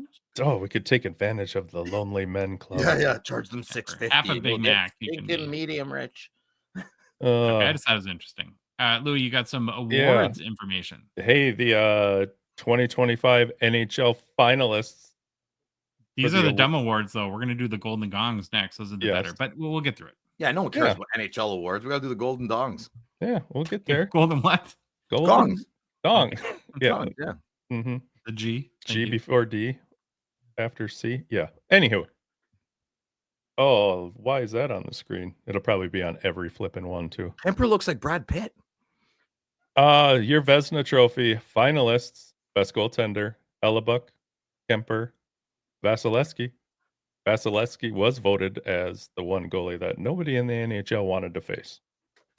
Really? Yep. Okay. Next up, I know another buyback again. No, the Frank J. Selke Trophy, which is your top forward: Barkov, Cirelli, and Sam Reinhart. Okay. Oh Probably Barkov. He seems to be the nuts. prohibitive favorite. Well, that's a Gong Show. Oh, yeah. Anywho, your Jack Adams Award, which is your coach that contributed the most to the team's success. Got Scott Arniel, Toronto's coach. No, not Toronto's, but Winnipeg's. Mr. Carberry for the Caps, and Marty St. Louis for your Montreal Canadiens. It's got to be Carberry, right? Don't you guys? Yeah, absolutely. Okay. Moving right along to your James Norris Memorial, your top defensive player, Quinn Hughes, Cale Makar, or Zach Werenski. I'd really like to see Werenski win this. He won't, but I think Makar will. I don't want Hughes to. Yeah, had an all-time season. So no, yeah, Quinn Hughes. Like, I really like Quinn Hughes, but I'd like a nice season of regular hockey where he can excel. Mm-hmm. Then is your Hart Memorial Trophy. That's the team MVP. You got Leon Draisaitl, Connor Hellebuck, and Nikita Kucherov. You think Draisaitl will win it? I say flip a coin. Anyone. Maybe they'll give it to Hellebuck because they feel bad what happened in the playoffs. I really, comments and chat. Well, not chat, but in the comments, correct us. But I do think the voting happens before the playoffs. Yeah, I would think so. I hope so. Probably right, Josh. Yeah. Oh, yeah. Any other awards? Well, like which one? I did a couple the other day that Draisaitl won one. Hellebuck had won one. And there was another one. I can't remember. But the Lady Bing Memorial Trophy, which is your sportsmanship award. Yeah. Jack Eichel, Anze Kopitar, and Braden Point are your finalists. I think Kopitar should win everything always because he's like the coolest, handsomest guy ever. But for my son's sake, he loves Braden Point. And I think I didn't know he was even going to be nominated for Sportsmanlike Award. So I'm going to go with Braden Point. Not a bad pick. Are we picking or I'm just picking? Whatever. No, yeah, we're just having fun. Pick away, man. Ted Lindsay Award is the most outstanding player voted by the NHLPA. Your finalists here are Nikita Kucherov, Nathan MacKinnon, and Cale Makar. I vote a tie. I like all three to win. Well, you could make the argument that I know it's not seen this way, but that this is the most important award because this is the one voted on by the players. This is the MVP according to the players. Well, Well, then Kucherov's not winning. McKinnon. Yeah. It's McKinnon or Makar, yeah. But I always think it's interesting when it's different because McKinnon is not a hard finalist. Right. No. So that means the players That's and the writers would be divided. A Mhm. host divided. Little division. Yep. You got the Bill Masterton Memorial Trophy, which is your awarded to the player who best exemplifies the qualities of perseverance, sportsmanship, and dedication to hockey. Your finalists are Marc-Andre Fleury, Gabe Landeskog, Jesus. and Kobe the dog. Well, he's Holy not. shit, He's Kevin. not a finalist. He's disqualified. And Sean Moynihan. Yeah, how does Landeskog not win this? I mean, I Well- love Flower, I get it, but Landeskog's got to win. You see, I don't want him to win this because of what happened. He came back, he scored, he da-da-da. No, Fleury deserves this. I disagree. I want Landeskog. Oh, that's fine. That's why we're buds. Agree to disagree. Yeah, feel good story. Whoa, Josh, who do you pick? It's got to be Landeskog, but I mean, Fleury in any other circumstance, I think Fleury would be like hands down the choice. Swish. Fine. We'll give it that. We'll just give it the happy story.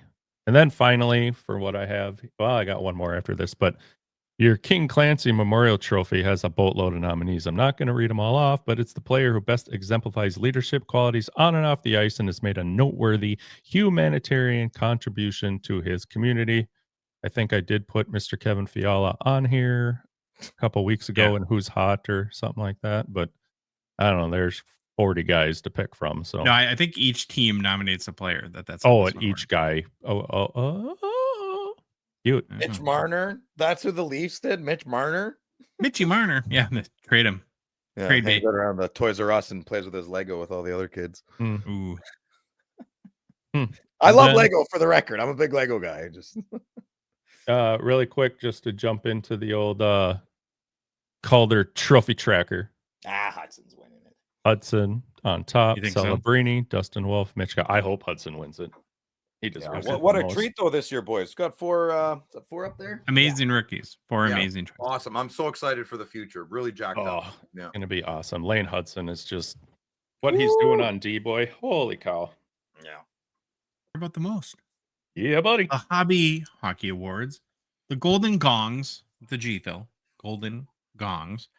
Now, in part one, before we did a little expo hiatus, we covered the team awards. Well, now we go on to the individual awards. Very, very exciting.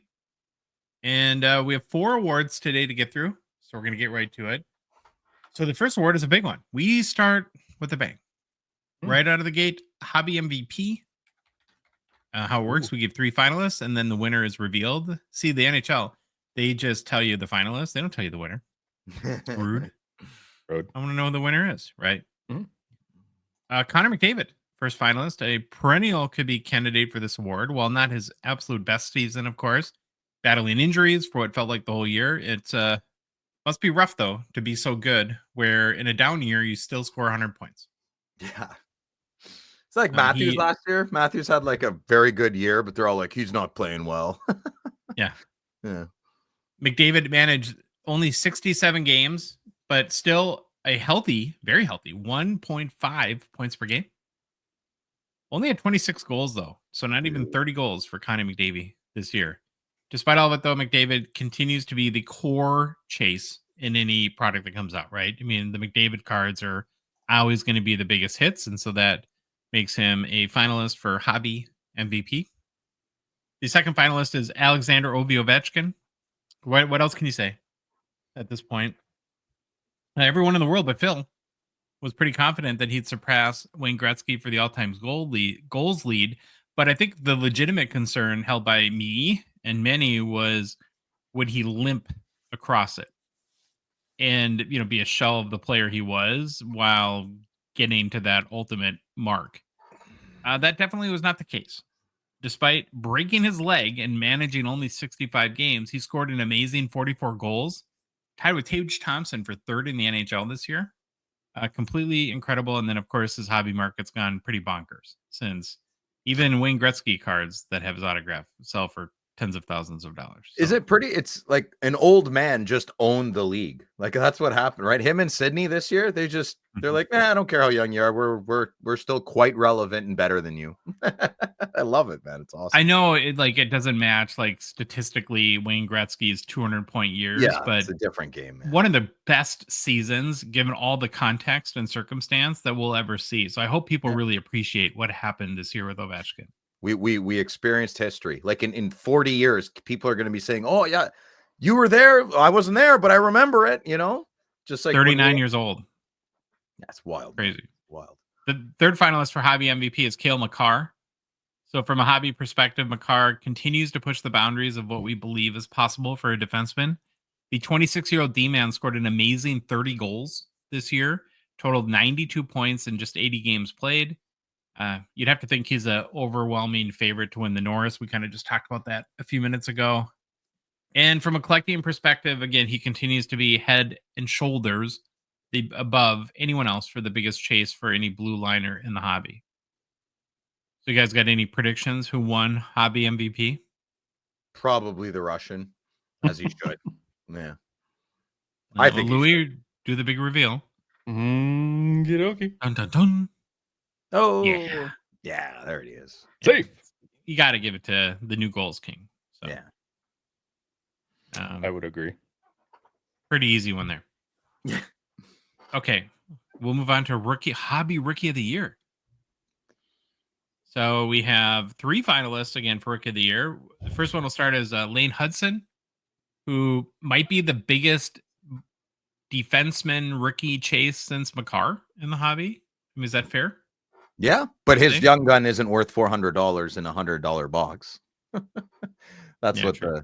the Cale Makar effect. I think that is not talked about enough. How that broke people's brain, and they're still fighting to get back, right? Yeah. Mm-hmm. Good point.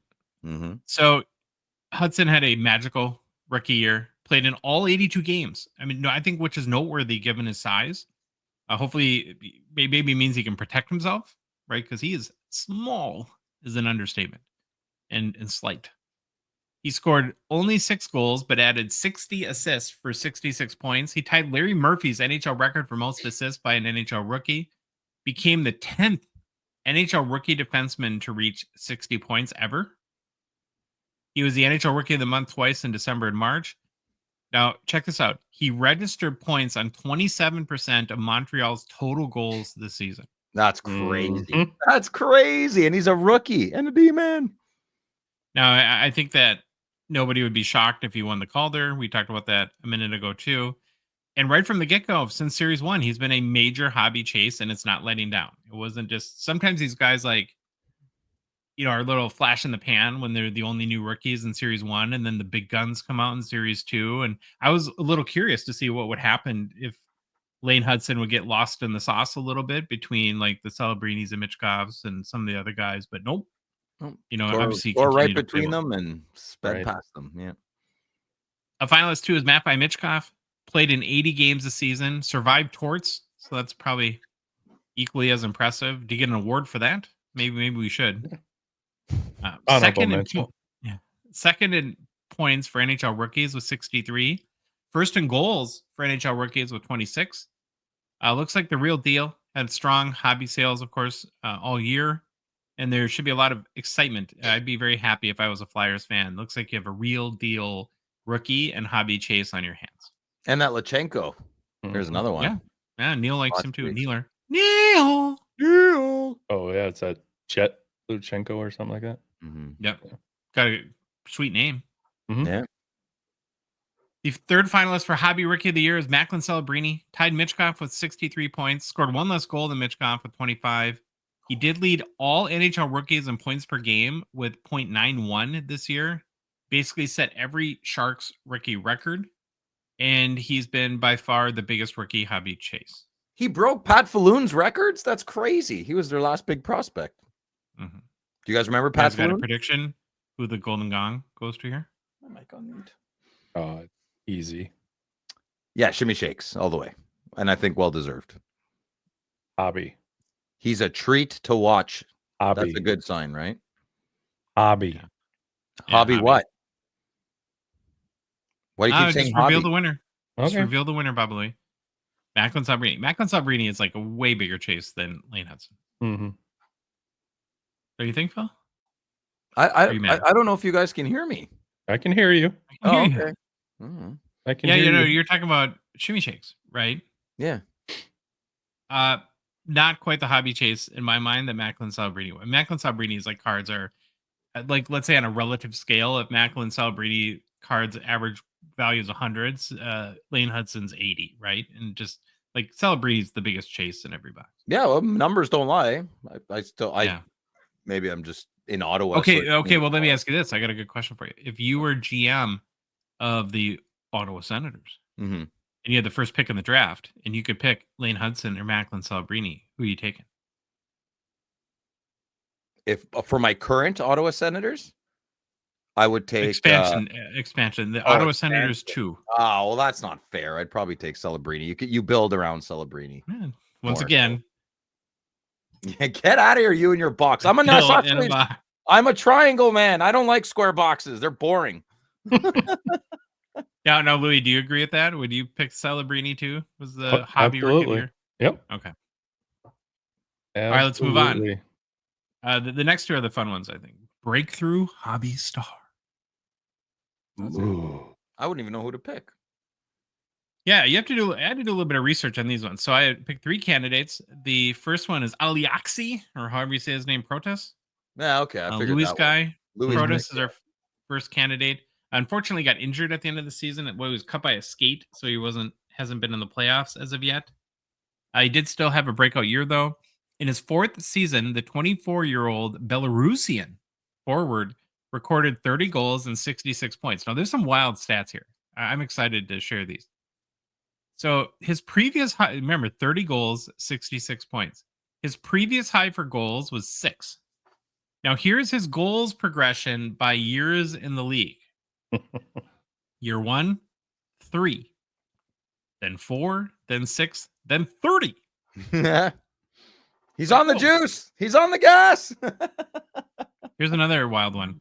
Test him. His 66 points is the most ever in an NHL season by a Belarusian player.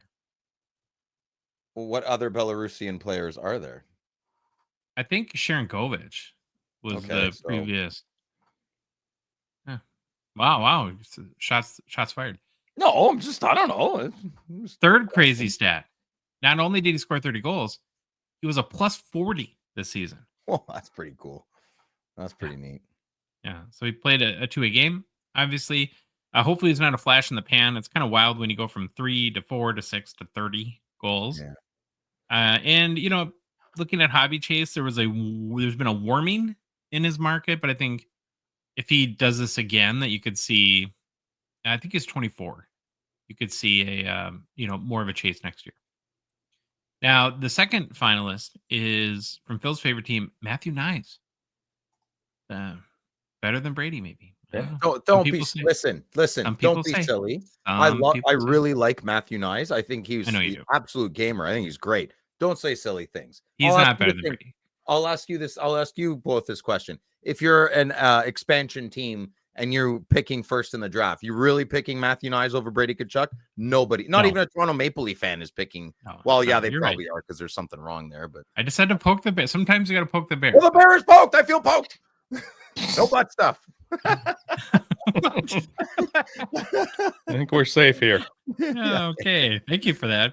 So in his second season with Phil's blue team, Nyes took a pretty big jump, going from 15 goals as a rookie to 35 points to 29 goals and 58 points. So no sophomore slump for Matty Nyes. He also recorded 182 hits, establishing himself as a needed physical presence to the Leafs. I think that's a big deal for the Leafs team, is they need somebody. They need him, yeah. Physical there that isn't tiny like Max Domi or anything like that. And then from the hobby side, I think he was a little bit lost in the shuffle initially in that kind of what we thought was loaded 23-24 hobby class, right? And now he seems like a legit chase. Like, especially Leafs fans are really excited about him and buying his cards. Now, he does have to compete, of course, for attention on the blue team with AM34. Willie Nylander, Mitchie Marner, and then John Tavares to some extent. So yeah, He'll be better in all of them. he's a special player. He's the first Toronto Maple Leaf player in like 20 years. I'm like, you know what, dude, you're game on. He's a good player. I like his style. I like the way he plays. He's gonna have a big future this year. You know what? If I hit a Matthew Knies Young Guns, I'd probably keep it.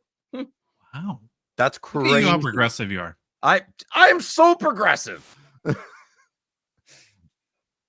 And then the third finalist for breakthrough candidate is Adam Fantilli.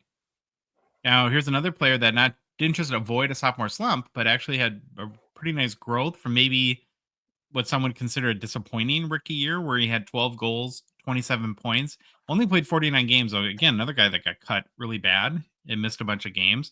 Well, this year he played all 82 games and netted 31 goals and only 23 assists, though, which is kind of weird, for 54 points. Puck hog.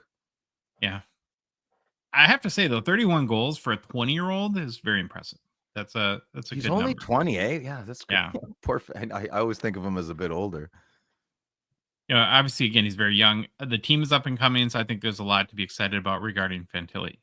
So this is a tough one. Now, Phil, Louis knows the answer, but who would you predict the Golden Gong goes to for breakthrough hobby star?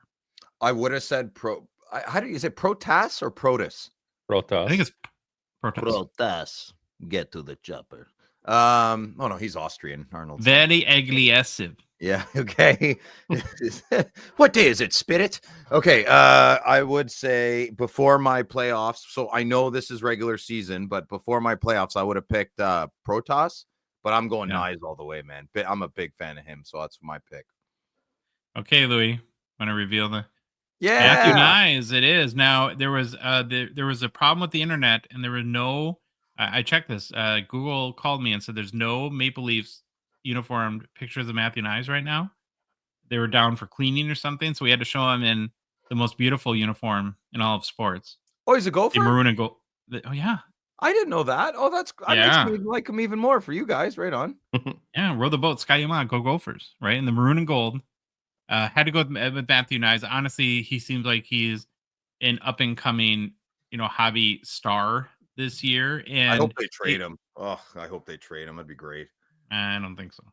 And if you look at remember that 2023-24 rookie class where the guys, it was Bedard and then Fantilli and then Leo Carlson. I think if you could go back in time, that you might swap Knies for Leo Carlson in that trifecta at this point. He's Would you good guys agree too, with though, that? man. I watched a Ducks game, and it doesn't matter if you're good; it's got to translate, right? Like Nikita Yeah, Phillips, you gotta one of the produce. craziest talents of all time, drafted to Columbus. It's garbage, not garbage, but it's a strong adjective. But if it doesn't translate to the North American style, and Matthew Knies, I mean, this guy's North American style through and through, right? Mm-hmm. Now, Yeah. Louis, did I go homer on the bit, or do you agree with Matthew No. Knies? No, I agree. Okay. Wholeheartedly. We have one more Golden Gong for today. It's What? Which the one's it? Hobby Comeback Player of the Year. Comeback player of the year. Who do Very you important award. Well, Rantanen Okay, who? wins. What? Rantanen. Not Rantanen, sorry, Landeskog. Oh, get off the Landeskog He played one game at the end of the year. Beely Oh. train. No, okay. Well, he's not one of the finalists. Let's see if you agree or disagree. So the first finalist is Tage Thompson. Had a little bit of a down year last year. His goals dropped to 29 goals, 56 points, and 71 games played, but he did bounce back to 44 goals, 72 points this year. Again, tied with Ovi for third most in the NHL. His 44 goals, also the second highest total of Tage Thompson's career, 8-year career. He did have 47 goals in 2022-23, and he was relatively healthy, which is good for him, of course, and contributed a lot to his team's complete lack of success. So, but you can't blame it on Tage Thompson. Oh, that's amazing. It's like everything but Tage Thompson was a dumpster fire on that team this year. So Mhm. then the second finalist is Cole Caulfield, who netted a career high 37 goals and 70 points after playing a full 82 games. Now here's another kind of impressive thing that we have not yet mentioned. It's the second year in a row the teeny tiny Caulfield has played 82 straight games. Awesome. After his injury there 2 years ago. Yep. Yeah, his shoulder surgery that kind of derailed the 2022-23 season. And last year was a little bit down because I think we're still recovering. Yeah. Do you know what that means for him? What? That means he heals well and he has a strong immune system. So that's good. Yeah. It's a good guy to bet on. Yeah. Longevity. Now, in his fourth season, the 24-year-old Caulfield surpassed this year both 100 career goals and 200 career points. He's the fastest Canadiens player in 30 years to reach 200 career points and doing it in just 263 games. That's amazing. That's an incredible stat. Oh, I like him even more now. That's a good job, Cole. Great name. Now, Caulfield was once the hobby darling, but his lower production last year, again, as he was healing, kind of cooled that off a little bit. Now that he's again flirting with 40 goals and, of course, on an exciting young team, I think we're starting to see the hobby interest peak up a little bit, and I'm excited to see what he does next year. We have one more finalist, and this is going to be near and dear to Phil's heart. He's going to be very emotional. I do have to say, if Caulfield had a more French name, he'd be flying off the shelves a lot more. Caulfield. Yeah, like Nick Suzuki. Very anglophone. Well, that's Lane Hudson. But very French. What's going on? Like, where's my Guy Carbonneau? Lane Hudson's like British. Lane Hudson's British. Hudson sounds British, doesn't it? Oh, Hudson's Bay Company. It's pretty Canadian to me.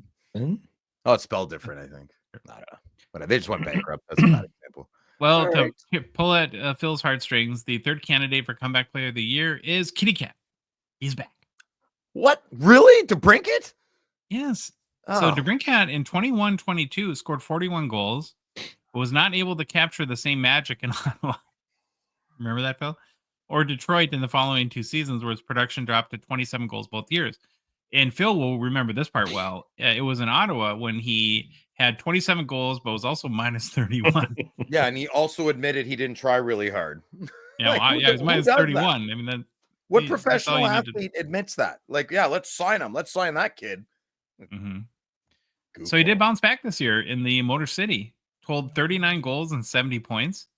I guess a little bit of the seesaw nature of the 27-year-old's career. Putting a little bit of value back into some of the money collectors have invested into DeBrincat over the past couple years. Now, his 2017 Young Guns PSA 10 is up 90% in the past year. So, oh, please. He's a one-trick pony. Yeah, scores goals. Well, who would you give the Golden Gong to for comeback player of the year, Phil? Thompson, Caulfield, or Kitty Cat? I'd probably give it to Caulfield. Okay, yeah, Louis? I'm out of those three. Yeah, Caulfield. I'm firm on. Oh, do you have a better finalist? Absolutely. No, not at all. Okay, and the Golden Gong goes to. Yeah. Okay. There we go. Le Canadien. And I'll say, Allez-boo! Well, that's a wrap for the Golden Gongs for 24-25. Maybe we'll expand them a little bit next year. Now, on next Wednesday's show, I haven't told you guys this, but I'm very, very excited. We're going to debut the 2024-25 all NHL Nobody Cares first and second team All-Stars. Oh, that's awesome. I can't wait to do that. Yeah, that'll be fun. So they're the best players that the hobby couldn't give two hoots about. Yeah. Yeah, that'll be great. Can we actually next year when we do the Golden Gongs, can we get a golden gong for the trophy and not a silver gong? Would that be good? No, because when the triple gold is gold, the Golden Gongs will be gold. Oh, okay. You didn't know that's on purpose? No. I didn't want to say anything because I didn't. So the Golden Gong, so we need 3 more years and then it's a gold. Neil didn't have a problem pointing that out, looking like a ding dong. I don't understand. Nothing drives me crazier, and only me. It's only me. Nobody else cares. I'm the only one. Yeah. That in the Triple Gold Club, there's a gold medal for the Olympics, a gold medal for the World Championships, and a silver Stanley Cup. But yet we call it the Triple Gold Club. I don't have that in my vocabulary. Oh, he's part of the Triple Gold Club. I don't really say that. That's a big deal in the hockey world. Yeah, I don't know. Isn't it weird though that they call it the Triple Gold Club and the biggest trophy of them all is not gold? I think they're using gold as a description. You know, like top notch. Doesn't have to be like top shelf. Like where? Like no, it's not actually a shelf. It's an adjective, right? Do I need to do a Oh, grammar I'm lesson again? the only person that cares, but that's why I refuse to make the Golden Gongs. Well, at least you got that right. Yeah. So okay. Well, there you go. I admit it. I admit it that it's dumb, but Well, at least make it copper or something. Make it like brass. no, it's silver, just like the Ish. Stanley Cup. Okay. We call it the Golden Gongs. All right. Okay. New product release is brought to you by your friends and partners at Mint Ink. Oh, no. Mint Ink is a movement. They're a vibe. You got an amazing shop, great people. Johnny is amazing, of course. You got to wait to meet like Freddie, Adam, Eton, the cartel is there. Everyone we've met there is fantastic. They take very, very good care of people. One of the funniest things about Johnny that I don't know if you guys have noticed this, but you can be having like a deep conversation with him. He's not at his listening. store, and if a customer walks in, he doesn't even like. He just immediately ditches you for that customer. But that's how much he cares about taking care of the people, right? It's like he is like very focused. Have you Do you noticed guys that? feel when you're talking to Johnny? Though, is he retaining what we're saying? He's like he says so much back, right? I'm like just trying to keep up. It's so it's you got to get in there quick. Sometimes you got to be like Johnny, smack. Yeah, here, focus here. Focus. Where is the bathroom? Here. I'm going to pee myself. Okay, Phil, I got it. It's over there to the left. No, I have so much respect for that guy and all the people there. Like I said, getting to know them has been fantastic. A hoot, an absolute blast. And we've seen it firsthand. Of course, their shop in Vaughan is more than beautiful, and they have everything from the newest hobby boxes, massive amount of singles. You can definitely do it all in Mint Ink. But if you're not in the Toronto area, it's all good. Don't worry. You can get the Mint Ink experience anywhere in Canada on mintink.ca. And Louis, speaking of mintink.ca, you remember Phil, right? Phil? I do. Yep. Okay. Good. So, gosh. Anyways, so his Senators, I don't know if you knew this, they lost the other night. Their season's over. Okay. And to make it, of course, worse, it was at the hands of the blue team. Well, right after the elimination game, not 10 minutes go by, I get a FaceTime from Phil. Ooh. And the dude was in rough shape, right? I would call it like 24% sad, then mostly embarrassing and pathetic. First of all, he was heave crying. Like literally, like I just sat there for about 15 minutes. Kobe noticed it too. And you couldn't even understand him. He was like babbling. It was totally incoherent. And, something like, he was like, what's the point of life? Why do bad things always happen to me? How come girls don't like me? I don't know how that involved the Senators. I just kind of let him go and get it out. So after like a solid of like 45, I don't know if it was, but it felt like 45 minutes of crocodile tears and babbling. Oh, it's probably 2. I was like, Phil, buddy, maybe you need to get away for a few days or I don't know, like 6 months, right? Get some perspective on life, regain. I know you're sad, your team lost, but there's more going on, in the world. Well, he ends up telling me that there's this little town in Manitoba called Dauphin. I'm like, oh, okay. What's that about? Well, he said that they're known for ducks. I'm like, what does ducks have to do with this weird conversation we're having? Well, apparently Phil finds ducks very calming and peaceful. And he thinks that maybe a few weeks in Dauphin, interacting, looking, feeding the ducks can help him get over the devastation he's feeling over his Senators losing in the playoffs. And I was like, that's a great idea. Yeah. But then he starts to hesitate. I could feel it in him. I'm like, what's going on, Phil? Why this Dauphin thing? It seems like a good idea.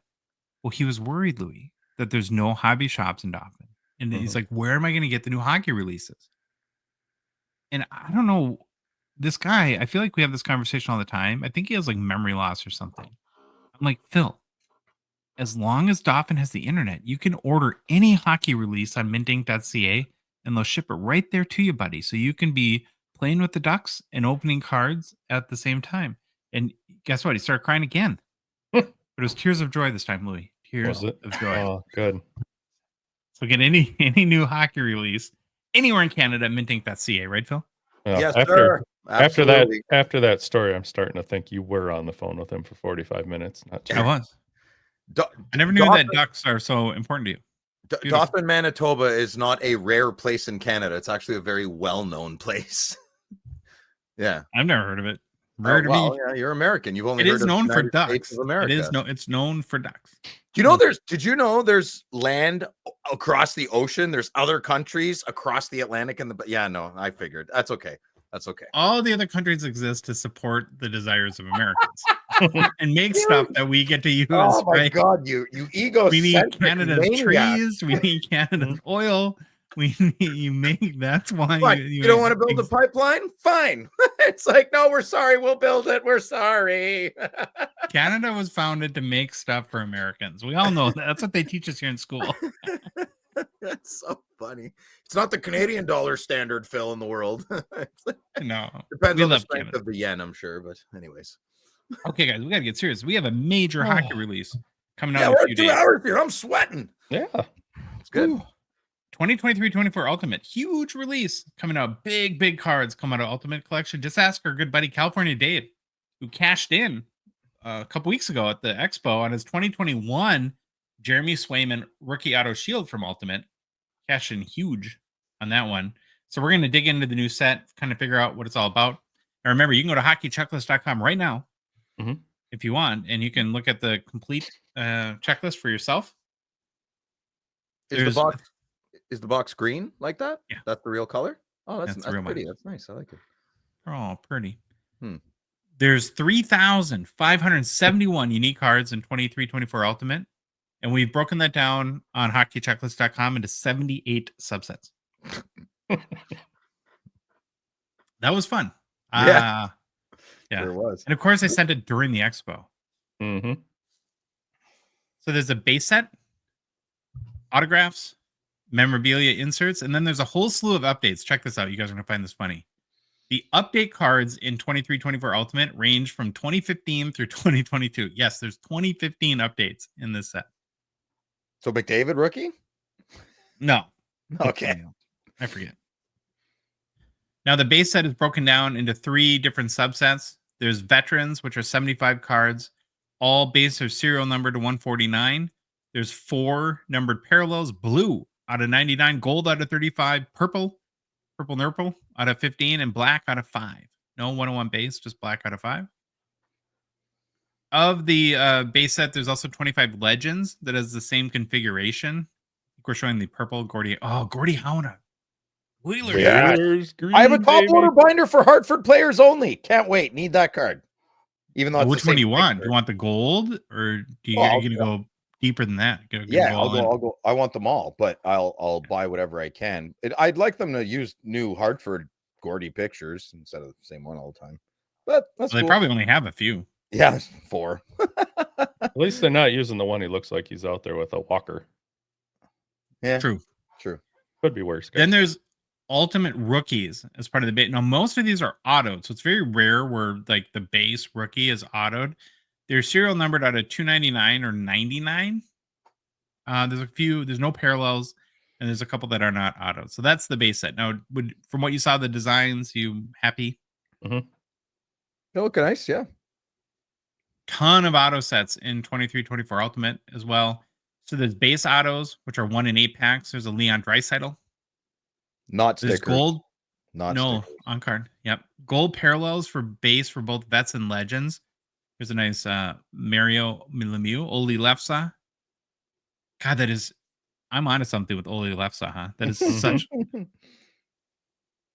There's purple autos for base out of 5, and then there's black 101s. I think we have the Guy Lafleur. This is a sticker because he passed away. And he's wearing a helmet. You don't see that too often. Yeah. There's not the flow. Yeah. From Guy. Is that even Guy Lafleur? It's not even really him. I don't know. Then Ultimate Introductions is a pretty big rookie auto set. There's 2 versions. There's like a regular Ultimate Introductions. Then there's Showcase. There's gold, purple, and black parallels. So here's like the Luke Hughes Showcase purple out of 5. It's a nice looking card. On card auto. It's kind of got that circle thing in the background that we see in a lot of big rookies. Well, Luke's horrible autograph doesn't help. Yeah. It's not pretty. No. Sorry, I was running late. I couldn't use your Devin Levi one. No, that's fine. This one's better looking anyways. Oh, okay. There's the big draw for Ultimate is more the mem and mem auto cards, relics. So this is where the cards get real fun. Lots of big time RPAs. So there's a rookie jumbo patch auto. These are out of 15. There's a Bedsy. It's a nice looking card. Huh? Do you like big patches? Do you like big patches and you cannot lie, Phil? You're rubbing off on me. I'm really into inserts lately, and I've always been picky on my patches. Like I don't have one ultimate patch in my collection. They just don't do it for me. I stick to the cup and exquisite. But the ultimate is a great set if you want something a little less expensive than the cup or exquisite. And some of the cards go for even more, right? I mean, it depends on how that works. Shout out to our good friend Jeremy Lee. I was watching a show last night. He had the Market Movers guy Teapot on the show. Oh, I love Teapot. Yeah, they were talking about patches and how ambiguous patches are getting. So Teapot referenced, I think, in a premiere auction on Fanatics this year, that there was a Victor Wembanyama logo man that went for more than $500,000. Logo man patch. Manufactured. And on the back of the card, it clearly stated that the patch was not worn or used or reference even a player. I don't think people care, Josh. $500,000. Dude, what about the Honest Wagner that was cut and spray painted and flushed down a toilet and recovered and about a couple milli or whatever it was. Yeah, fair enough. Half a milli, I don't know. Crazy amount of money. Okay, ultimate patches are not autoed, but are nice patches. These are out of 10. I kind of like the looks of. This is a very kind of almost a cup feel to this patch card. Looks very nice. Ultimate Access is another auto patch card. These are out of 99, 49, or 25. There's Phil's boy, Phil's bro, AM34.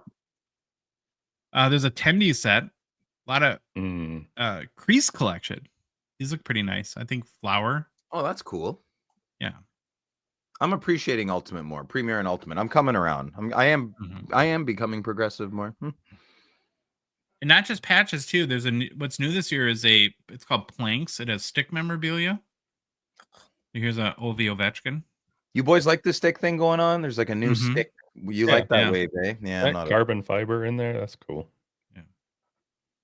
You're not interested in how they're splitting this? Like, if they plane it off and stick it in the card? What do they do with the middle of the stick? There isn't a middle.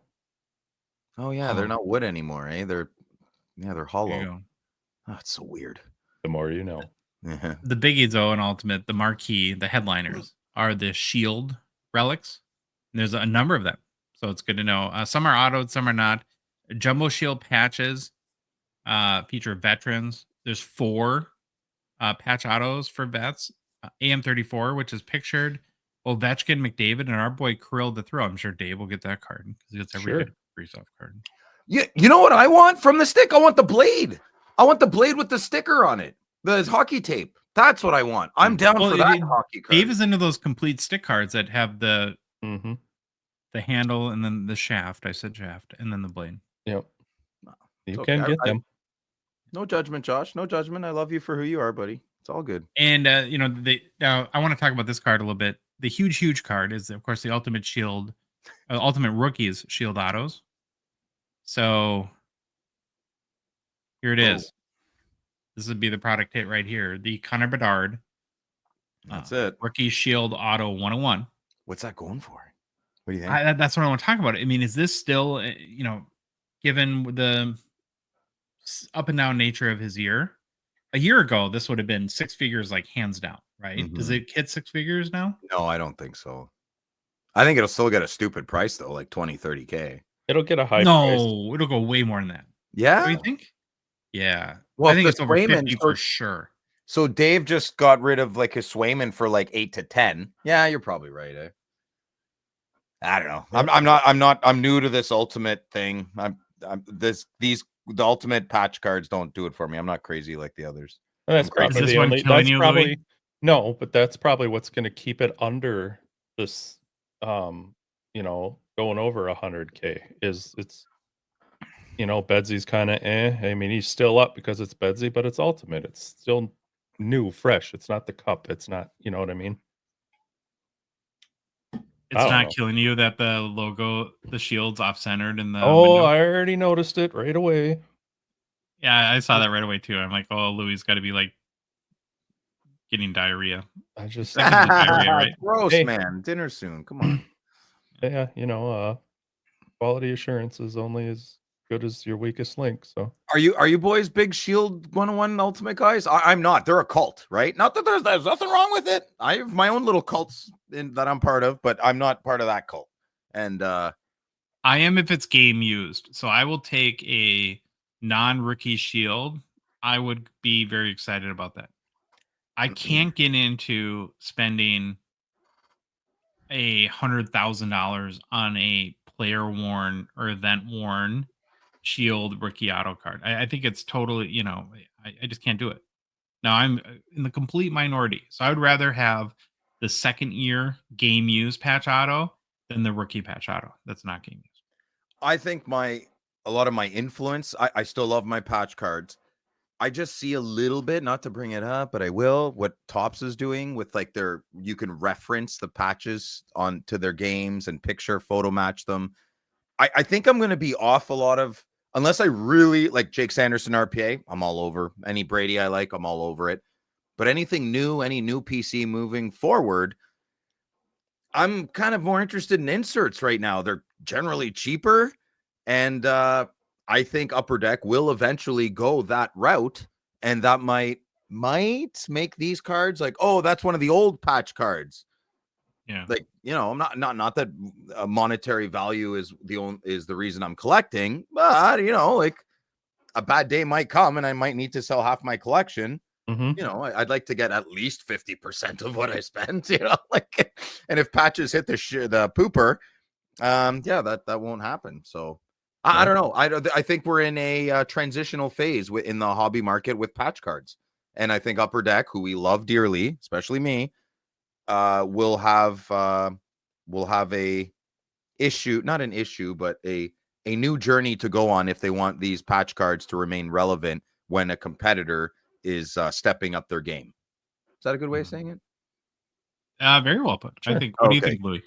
Yeah, I'm 100% on board with what you said, and that's why I was so stoked, not to beat a dead horse, but why I loved this T-shirt. It's a second year patch auto, the cup, but it's game used. I'd rather have that than the flop. Take it a step further. Imagine like what game that was used in, right? That's what I like. That's the next step, man. That's the meat on the bone right there, and it's possible. It's so possible with some hard work and innovation. Right?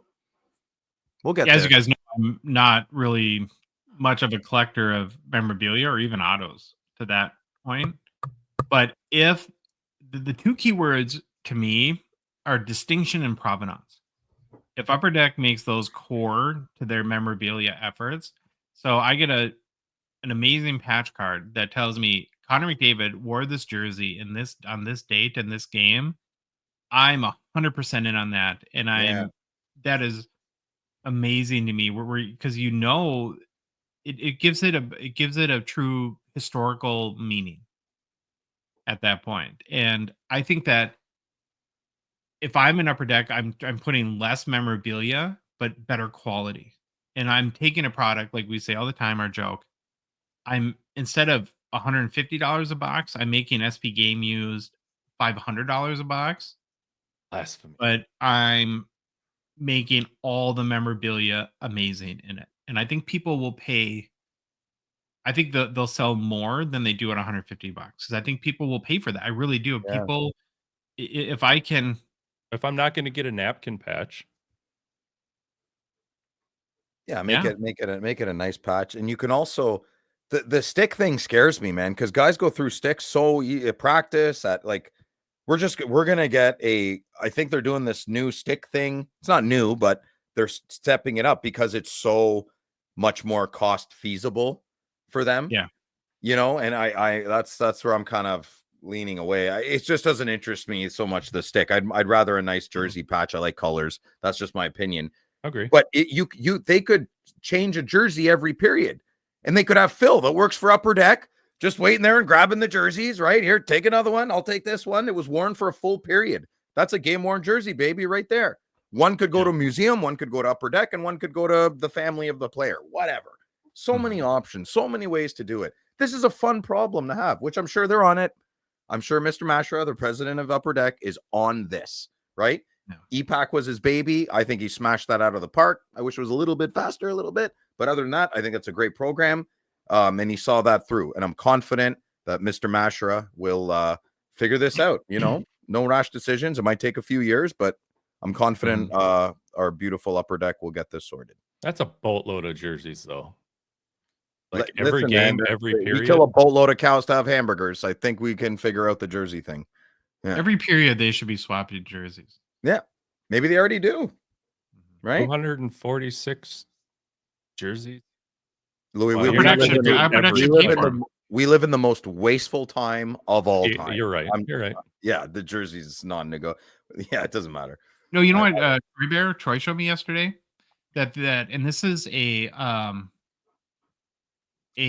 mainly a soccer thing. I can't remember the name of the website, but because my daughter came with us to the card show, and it was awesome having when you get your 16-year-old daughter to do anything with you. Did And, Ava have fun? Yeah, because she's super like Ava is a soccer nut. Okay. She loves Ronaldo, but she gets up at 6 a.m. to watch Premier League games. So she's Crazy. like super into it. And Troy was showing her there's this website where in professional soccer, you can go and the biggest names, the day after their game, those jerseys are for sale on this website. And it That's tells you amazing. exactly the game. They're expensive, like 15 to 50 grand. So, low five, Yeah. maybe 5,000 to 50 grand. But literally the next day, you can buy the jersey from that game. Look at Europe go. Europe's always ahead of us. They were texting for 10 years before we did it in North America. Good on you, Euros. I mean, I know you got your problems and all, but that one's a good one. One thing I want to note about this card is give Upper Deck some props. I mean, for a very important card, I think the design is excellent. It's very elegant, Mhm. and they did a good job. I haven't told you guys this, but on Thursday's show, we're gonna have a Party Time Pat who. Oh, Upper Deck. nice. We saw him at the expo. Yeah. Yeah. He. This is his set, so he did Ultimate, and so Awesome. we'll I can't interview wait. on release day and Nice. on Thursday show. Nice. Oh, did I tell you Billy's coming on Friday night with Phil? Yeah, Oh, okay. Yeah. I'm really excited. we're all things Upper Deck. We got people covered. Yeah. I can't wait. It's going to be a good episode. One more shields card to show is the rookie tandem shields. I kind of like these cards. Yeah, but they Right. don't They fit have- in the spot. That bothers you, Louis? That doesn't bother me. Yes. That doesn't bother Yeah. me. Yeah. They have Brock Faber here and Matt Boldy, Sorry. but these are out of 2. Maybe they're movable. Maybe just switch it around a little bit. Come on, it's not that damn difficult. Maybe it is. Shouldn't be. I don't know. Okay, again, there's tons of other sets. You can see them all on hockeychecklist.com. So here's what you can expect when you buy a hobby box. I don't know if you plan to for Friday Nights with Phil. Yes, I do. Oh. Yes. Okay. So here's what you can expect. Now it's 1 pack and 4 cards. You just get 4 cards. You get an autograph card, a premium memorabilia card, 1 non-autographed memorabilia card, and 1 non-auto base set ultimate introductions or ultimate rookie card. So it looks like 1 auto, 2 mem, 1 base. Right now, you can pre-order, even from Dolphin, your 23-24 ultimate from mintink.ca for $2.99 Canadian. In the US, pre-orders are going for about $165 USD. And before I get your guys' overall opinions, the one thing is that you look at like the box price, like, oh, that's not bad for such a high-end product. But the part that gets me a little bit is the 4 card thing. So, you're spending. Yeah, you miss on the box. You're missing. When in Canadian terms, you're paying $75 a card. So I do want to say something. Good segue into my thoughts. Obviously, if you're listening, you're not most likely, I'd say 99 boxes out of 100 are not even remotely close. Maybe half your money back, but you're not going to get your money back. I cannot. I'm going to talk about it more on Friday, but people keep posting and posting and posting. Upper Deck sucks. I didn't get any money out of this box. Oh my God, I'm going to lose it. You're not supposed to. You're not going to listen. Okay. Without getting mad, do the math or basic economics. If every a second box was worth, the contents were worth more than the box, our hobby would implode. It would eat itself. Nothing would be worth anything. Nothing would be worth anything very quickly. Listen, if that's hard to grasp, I apologize. I don't grasp other things that other people do easily. That shouldn't be tough, though. And if you can't, if that doesn't make sense to you, get a pen and paper and write it down. Like get, if I have 50 apples and my neighbor has 50, like do some basic economy, what things are worth. You're not going to get your money back when you buy this box. You're not going to make money when you enter a break, most likely. And I don't mean like 55%, 45, most likely not. I mean like 99%. You are not getting your money back. You are not buying a box of hockey cards, getting a Cale Makar Young Gun and sell it for $400. That is not an entrepreneur. That is not. So stop thinking you are. This is the worst asset class to make money. And you have to do it for the experience, like our buddy California Dave talks about all the time. He loves wax, but he's totally come to terms with that it's not a good financial decision. Not even close. Not like, oh, if I do this and I buy this box on that. No, learn a different skill and make money. I don't know, collect garbage and find copper in abandoned buildings. You have better luck. It's always the comments on Facebook, and it drives me absolutely bonkers. And yeah, it has nothing to do with, like, I just don't know what your expectation is. Okay, how about this? Even people who weren't watching sports would be coming into our hobby and opening boxes and making money. They wouldn't know anything about sports. Does that make sense? That doesn't make sense. So well, you already mentioned it too. It goes back to like maybe the false perception created when you had these outlier events like the whatever Makar's Young Guns was in COVID. It's that 2 years of COVID. Yeah. Everyone, like a lot of guys, a lot of people who are still in our hobby. People get addicted to being annoyed, a little bit. People are like they have that cloud around them and they want it there. They're still around, man. They're still like, oh, I can't get anything out of this box. Like that's why we have things called case hit, right? There's one box in the case that you might get your money back on. Well, okay, I got a question for you guys. That's along the lines of your point here. I like opening wax. I also like the idea of giving myself, to play the odds. It's just like playing blackjack at the casino. It's like, let's try to maximize the odds. So we don't know what the cup is going to cost, but we think 23-24, the cup will be more than it has been in the past. So at 165 a box, let's say you could get 10, let's say you get 8 Ultimate Collection boxes of 23-24 for what it'll cost to get one box of the cup. So you have 32 Ultimate Collection cards chances versus 6 in the cup.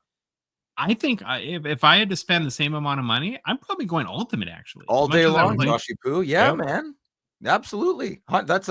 So if you want to be an entrepreneur or try and make money and beat the odds, as Josh said, then you should approach the hobby exactly how he said that.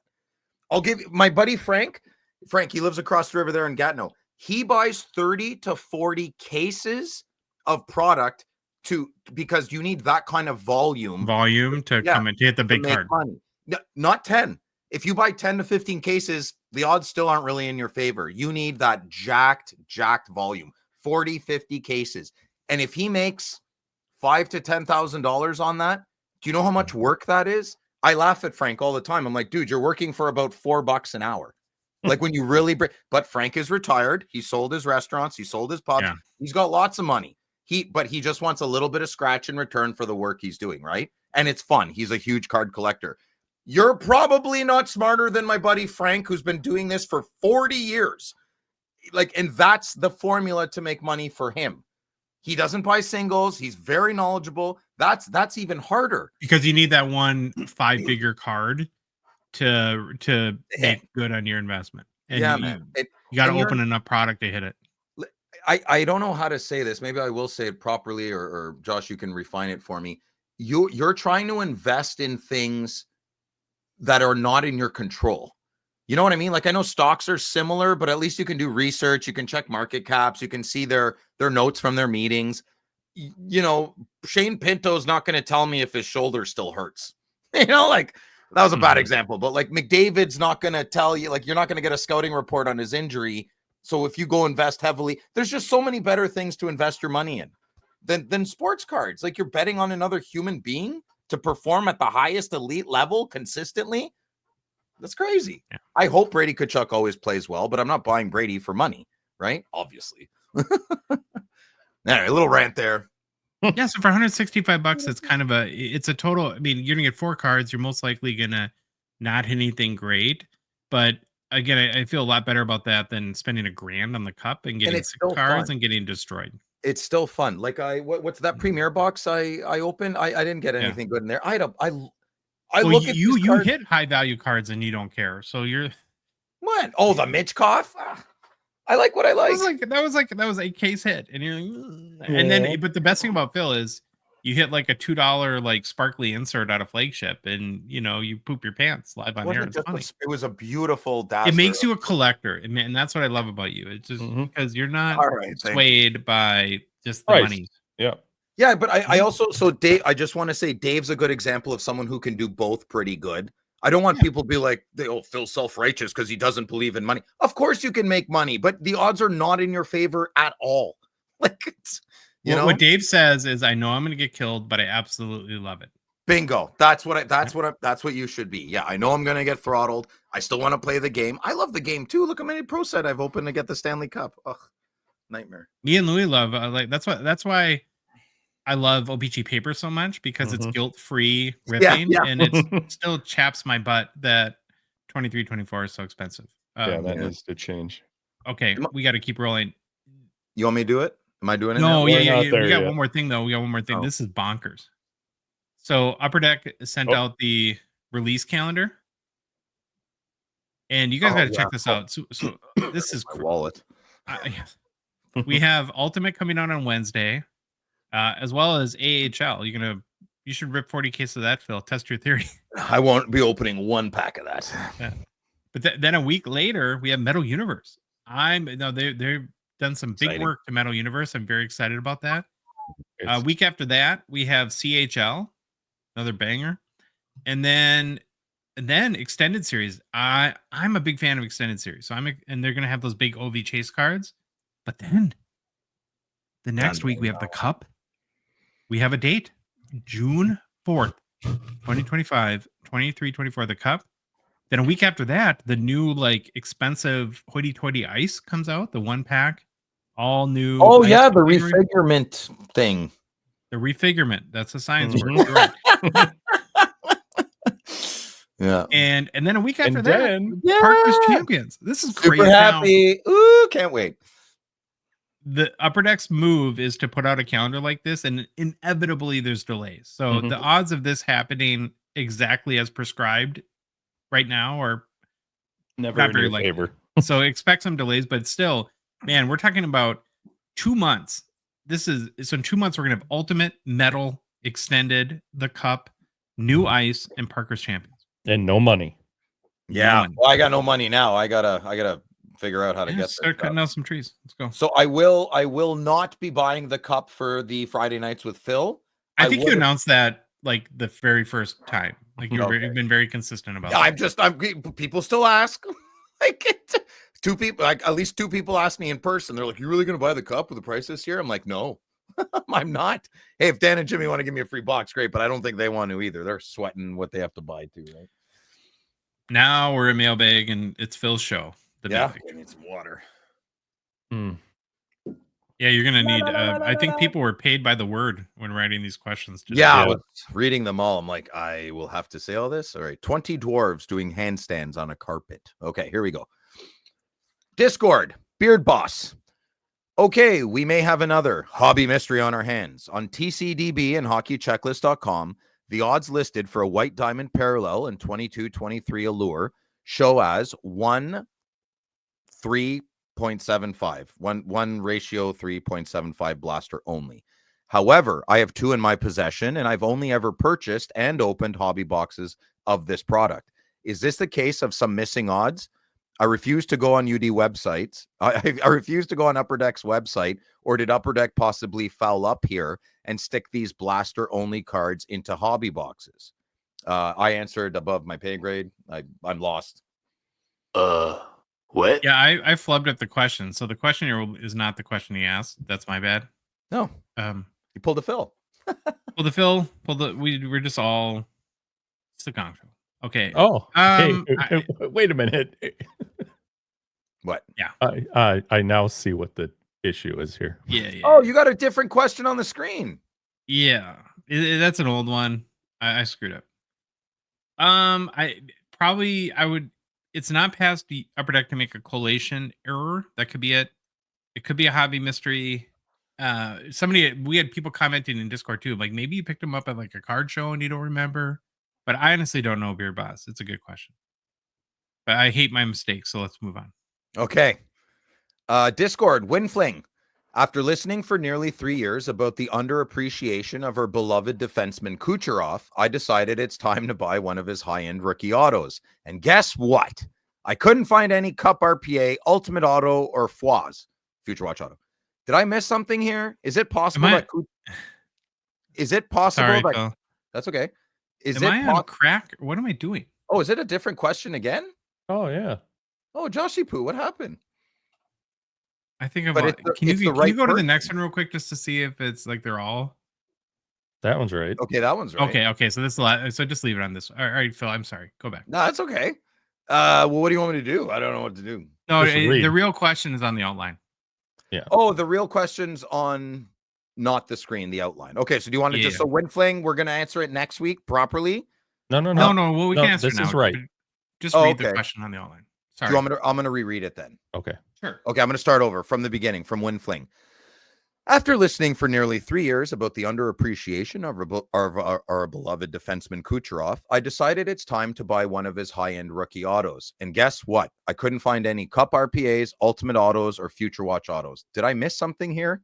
Is it possible that Kucherov isn't a big hobby chase because he doesn't seem to have any rookie cards from important sets? Josh, I think you should go first. This shocked me. He's 100% right. Yeah. I'm like, there's no way. Like he's like searching wrong or spelled his name incorrectly, kind of thing. There's no Cup cards. There's no Future Watch Autos. He does have Young Guns, of course, but I don't exactly know why I had really little kids and was not active in the hobby at the time. Would love to. Somebody will comment as to what the issue was. My first thought was, well, was he like undrafted and just kind of magically came over at a weird time from Russia? But he was the 58th pick in the draft. Mm-hmm. Yeah, it's very 2011. respectable, obviously. If you're the 58th pick in the draft, you have about 600 rookies today. So I have no idea, but this blew my mind. I'm so glad he asked this question. Well, isn't it maybe so? I'll modify my answer here. Maybe it's a signature NHLPA agent thing like that. That's really peculiar, right? Yeah. I'm sure there's a story. I bet you there's someone listening who knows. Mitch Grotman knows. Grotman's got to know. Somebody's got to know. Yeah. Okay. Well, we don't know why, and that is weird. All right, Louis. Anything? We're just all confused, kind of. Oh, I never looked into it. Yeah, I know. Never heard of it. All right, next question. Bread's Bald Head. Great name. Love it. Hey, Gongshow. Hey. I have a situation. Hey, what's up, boy? I have a situation question maybe you guys could address on the show. We sure will, buddy. I'm a big Panarin collector, so I think you might know where I'm headed with this. We do. With the recent news, I'm a little lost on what to do with my collection. He's been my favorite player for years, not just for his skills, but I love that he's got a little bit of personality. Since the Rangers and Panarin both settled with the woman, more clarifying information probably won't come out or ever will. I guess I'm asking for advice on what you guys would do if your PC favorite player had a story like this come out. I'll go first. I got more of a lightning rod, and you guys can play on it. So, ultimately, I don't know, but public perception is definitely a funny thing. So I'll give an example. We have some Canadian boys up here that will never, ever recover from any accusations, guilty or innocent, no matter what happens. Those boys are doomed. They're done. The Panarin thing was taken care of. It's done. And then we found out. So I have no clue how society's mob, I guess, will react to Panarin. So far, I feel it's kind of brushed under the rug. And I'm not using these sentences in terms to condone either or. I'm just speaking. I think the dust has settled on that, unless somebody really wants to just keep hammering away. And, be careful, because usually people do now. So I'll give another example, but based more on your cards. I think you're kind of safe because Kobe Bryant's kind of a national hero. I know, he paid off another person to keep things quiet. We don't know a lot of details about that, but we know enough. And everyone wants a Kobe Bryant card. So, a little different. Panarin, Bryant, I get it. I think you should keep your cards, man, and you should focus on his hockey career and his very unique personality. You said it yourself. We'll never know. And so the cancel mob might be hard to find it difficult to hoot and holler in a detailed fashion because there are no details to that story. And so it's not good to fill in the blanks when we don't know. So I think you're okay with your Panarin cards. That's my take. Mm-hmm. You guys, anything or? I long time ago had an issue with my biggest PC with Puckett dealing with some Redstone. sexual assault crap at Oh, Kirby Redstone. Puckett got one it happened to him too. I don't know what to He had a say. lot of alcohol issues after his career ended. Okay. Yeah, that's too bad. But he never got, I don't know, it was a bunch of the whole, he never got anything because he was famous and he'd never served the 4 years and the $8,000 fine and da-da-da. He got a 4-year term? No, we never got it. Oh, but that's big house time, man. That's crazy. Yeah, he was probably the most beloved Minnesota athlete ever, and had a crazy end of his life. Really, from going blind basically to a glaucoma and this whole stuff. Here's my thoughts on this: is that it's hard to, Phil, you put it this way, reading between the lines. When there's a settlement in this case, there's a confidentiality aspect to it. Now, what we'll never know is what's really the purpose of that confidentiality. Sometimes these things really happen, and the victim doesn't want a long, drawn out, it's embarrassing, right? To have when it's somebody famous, especially to have that be so public, probably the worst maybe thing that's ever happened to you in your life. Yeah, probably is. Yeah. And at the other point, and for another reason, an athlete that might be guilty of this in this case will pay to, have it go away, right? They'll just say, other times, though, people can just accuse things and it might be, and a lawyer might advise you to pay it and go away to, even though maybe you're completely innocent, who knows? That it's just the path of least resistance and the least risk is to make it go away and fork over some money and not have this hanging over your head anymore. Yeah, we'll never know we'll never know why this was played, if he was completely guilty or if he's completely innocent, because there's that confidentiality aspect that comes with this sort of stuff. So I think ultimately, you're right. I mean, you look in anyone's closet, there's a lot of skeletons.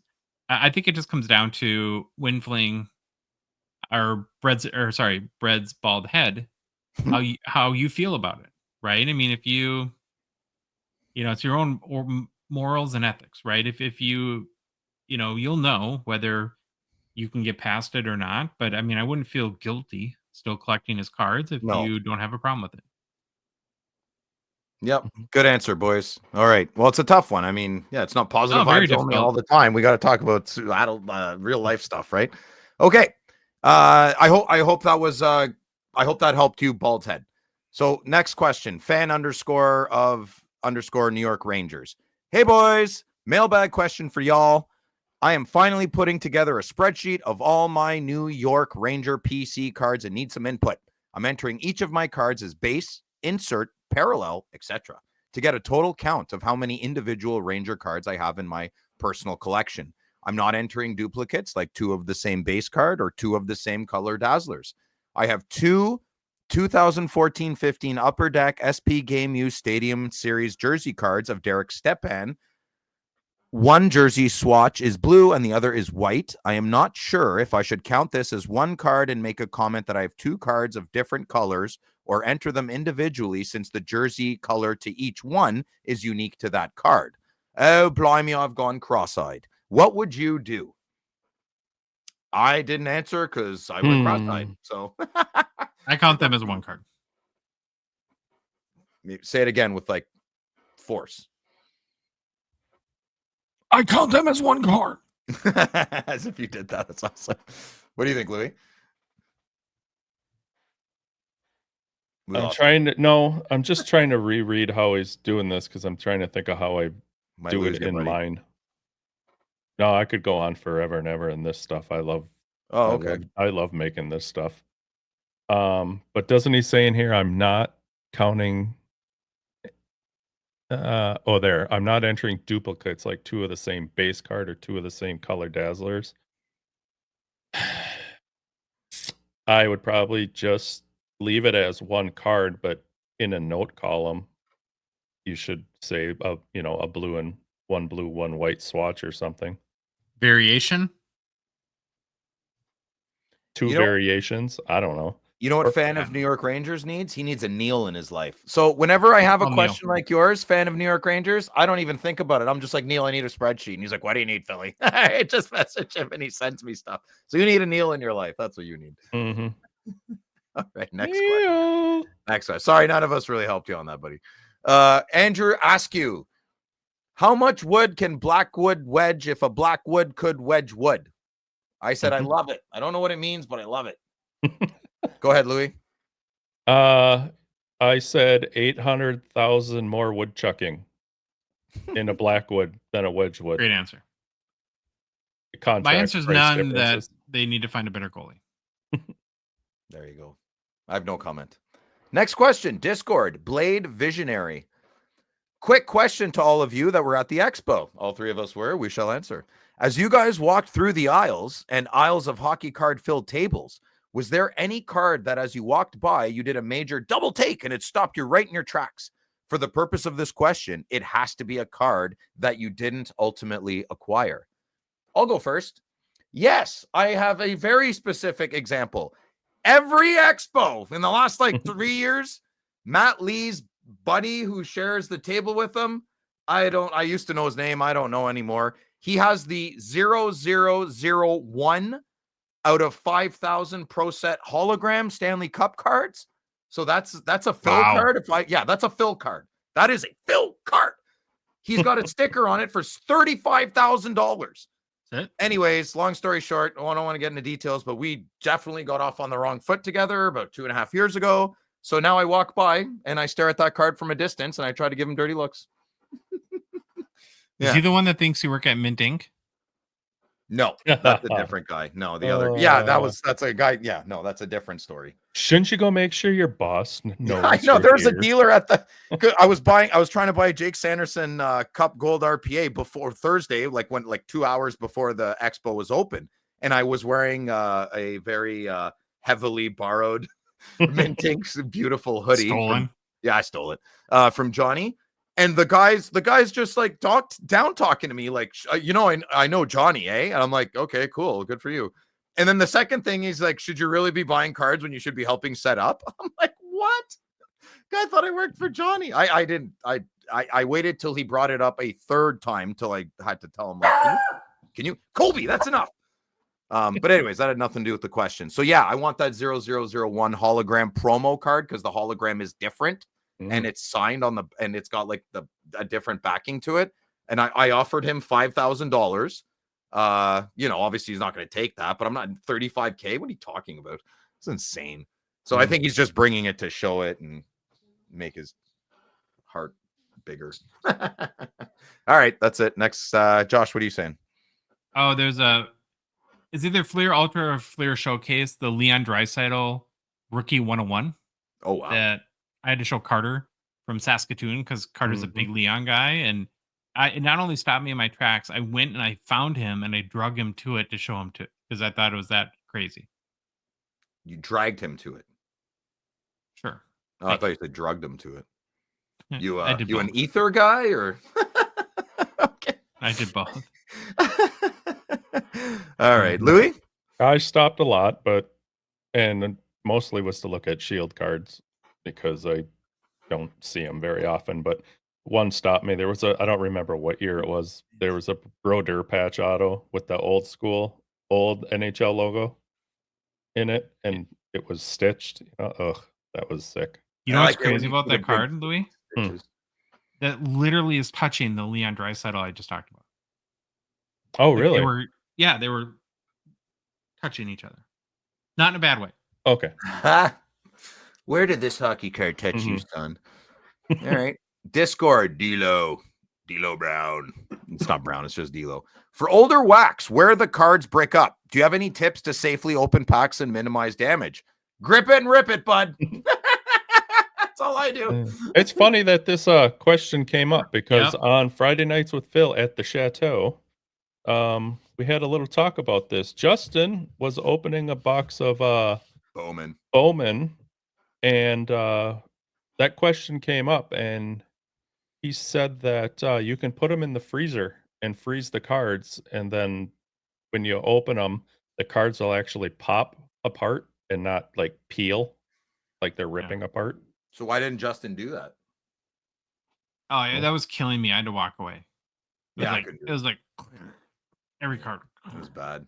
And isn't it nice the Gretzky refractor I got in my refractor box wasn't bricked? What are the chances? It's amazing. Is it refracting? Oh, excuse me. Is it refracting? Is it refracting? Josh? Never I didn't mind. do it. Good. Instagram, Chan Man. I love it. Hey guys, I managed to save up $12,000 over the year to buy a high grade Gretzky rookie at the Expo. Obviously, he's not married. Last weekend on my way down to the Expo, I saw Bass Pro Shops off the highway in Vaughan and decided to check it out since I was making good time and way ahead of schedule. I love this. Well, fast forward an hour and I was pulling out of the parking lot headed home instead of the Expo. My Gretzky fund gone, but new fishing boat hitched to the back of my truck. I love it, dude. That's great, man. My question for you guys, any recommendations on a good outboard motor? Was thinking a 30 horsepower Mercury or Evinrude. Okay, so I couldn't stop laughing when I read this. Apparently, I can't stop laughing the second time. Even though I would much rather spend $12,000 at the ballet and associated potential possibilities from the said ballet, I completely get your impulse purchase of something you love. Good on you, brother. And to answer your question, I like a good kayak, so I'm the wrong guy to ask about an outboard boat motor. Yeah. Louis, what do you I think? said, hey, if fishing's your thing, then good on you for buying a boat. Been there, done that. Recommendations on a motor? I'm assuming that you're saying 30 horse is. I would first off max the boat out with whatever power plant you can put on it. So if it came with a 30 and you want something else, but it says you can do a 50, put that on there. 4-strokes are pretty much a dime a dozen right now. Believe it or not, Suzuki's probably got one of the best 4-strokes out there. So take that with a grain of salt. But Crazy. let's just start there. Follow up with what your boat can take. Yeah, we want to hear stories. then- Want to see, yeah. Listen, send fishing pictures, Chan Man. We want to see them. Josh? Have fun. The best 2 days of boat ownership: the day you buy it and the day you sell it. So enjoy the front end of it, buddy. Josh is uninvited to the fishing trip. That's okay, Chan. Louis and Phil will come. Josh wants his white wine and his pontoon boat and silence. Okay. Do you know how expensive pontoon boats are now? Yeah, very expensive. It's a party boat. Come on. You can spend $100,000 like nothing. Well, that's silly. That's crazy. You know how much fun that would be going out in Hey. Montreal and I tell you renting what, things? I'm gonna get Okay. one and it's gonna have two 250s on it. Is that big? Yeah, baby. Yeah. Craziest thing I saw is when my dad was in the market for a new pontoon boat. We went to the boat show in Minneapolis. And they had a 20-foot, Pontoon. 28-foot Tritune pontoon boat. And on the back of each pontoon was a 375 horsepower outboard. 3 of them. Isn't that a Mhm. boat, not a pontoon boat? Isn't that like a boat? No, it's still a pontoon Yeah. boat, but It's a a lot of Tritune. horsepower. What makes a pontoon boat a pontoon boat? A flat surface that you can walk around and get hammered on? Pontoons. Oh. Yeah. I hate it when you're right. You're always the And- smart one. And when there's 3 of them on there, Phil, it's called the Tritune. Yeah, I don't know. I'm not a boat person. I like. You guys are coming to my cabin this summer? Yes, I pontoon it know. up. I We'll want to hang out with your pontoon it up. dad, not you, man. Mm. All right, My Dave dad said he's Preston. buying steaks. I talked to him today. He's gonna make lots of steaks. Well, you know, Phil's doing his best up here. Okay, It's gonna happen. it's gonna happen. I'm digging holes and tunnels. Worst case scenario. Okay, Dave Preston, Instagram. Dave Preston. Did you used to be a Christian counselor at Camp Adonai in 1997 because my camp counselor's name was Dave Preston. I think you would have brought it up. But anyways, That's a very right. specific. No, but that's where I was. Okay, what are 2 things you don't like or would change about the game of hockey? For me, it's the start time is 7 p.m., then start at 7 p.m., not 7:15 p.m. Watch the Premier League. If a game is scheduled for 3 p.m., it starts at 3 p.m. And the other is drop the puck. Watching face-offs is like watching a school teacher boss the kids. Go Boston University. So I personally, a couple of things bother me the most. I guess it would be the NHL package up in Canada. Listen to the 2 people who sent me very nasty emails from Vancouver when I said a lot of games in Canada are blacked out locally. You live in Vancouver. There's other people that live in Canada that get games blacked out. So if you don't get your Vancouver Canucks games blacked out, guess what, bub? There's other teams in Canada that do. So I have a few friends in Ottawa that have cable. Most of them do around here. And we get our Ottawa Senators games blacked out once in a while. Really? Yes, absolutely. That frustrates. And I don't know why. It used to be when the game wasn't sold out, but then they dropped that. Games are still blacked out periodically. And I don't know why. So that would bother me the most. And then the second thing that bothers me is how every hockey game needs to have a cause. I want to go to a hockey game to watch a hockey game and talk about sports and hockey. I don't want to talk about other things all the time. Pick your flavor, right? Whatever the new thing that week is. Whatever it is. Hockey games don't seem to be about hockey that much anymore. And I'd like to get back to the pursuit of excellence and, like tribal warfare with the other team. That's what I'm there at a game for. So those 2 things are, and I agree with what you were saying too, man. Like drop the puck, let's go. You have 7 TSN channels up there. How can a hockey game in Canada? No, it's not. Yeah, there's curling on 6 of them all the time, man. It's not ESPN up here. Yeah. Huh. I don't have cable. I haven't had cable in like 15 years, so I'm probably not the best person to ask. But yeah. Well, one thing I would add to that is it bugs me and perplexes me that they don't have more games on Friday night.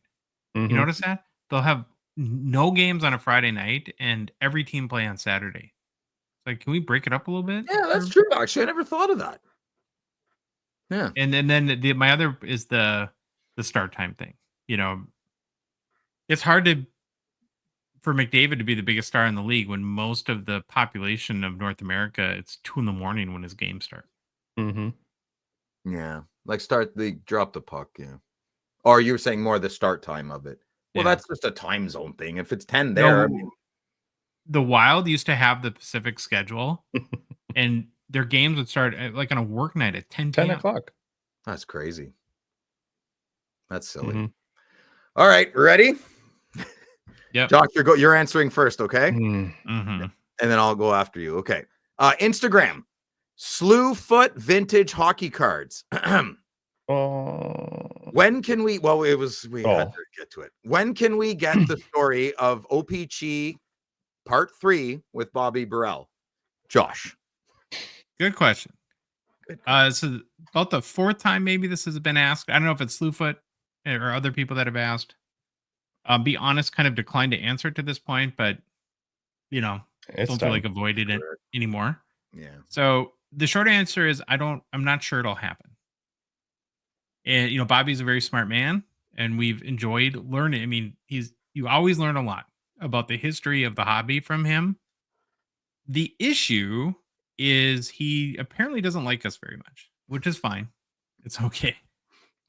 When he comes on our show, and then afterwards I get sent a bunch of clips of him basically bashing us afterwards and saying some pretty nasty things about it. Which again is fine. He can have his own opinion. I'm just not going to have somebody on our show that's going to, I guess not treat us with the same amount of respect that we try to treat the people that come on the show. So again, no drama, no nothing. I appreciate the content he's done with us. His books are fantastic. I wish him nothing but the best, but I just don't. I don't know how to describe myself, but you guys know me, and this stuff is nothing that I'm interested in. The kind of, I would just rather be kind and respectful to everybody, and I don't know how to handle it, so we're just not going to probably have him back. I'm not saying never. I mean, I like Bobby, Mhm. but he does not like us. So, No. and that's his right. So to add to Josh's, and I am the loud one of the group, and I'm more of a lightning rod. So it's probably like 75% on me a little bit, and maybe 25 the other two. I don't know. I have no idea. But I wish Bobby nothing but happy and joyous days. Unfortunately, though, he's made it very clear, like that it cannot be backpedaled. There's a plethora of video evidence that has been sent to us by multiple people. He's not the biggest admirers of us, and that's very okay. Very okay. I'm 44 years old. I learned very quick, like grade 2. Some people just aren't going to like me, and I'm going to have to figure that out. And I just carry on, right? So his words did. I had nothing but big respect for Bobby. So when I heard a few things, it stung. Yeah, it stung for sure. I didn't expect that in the least.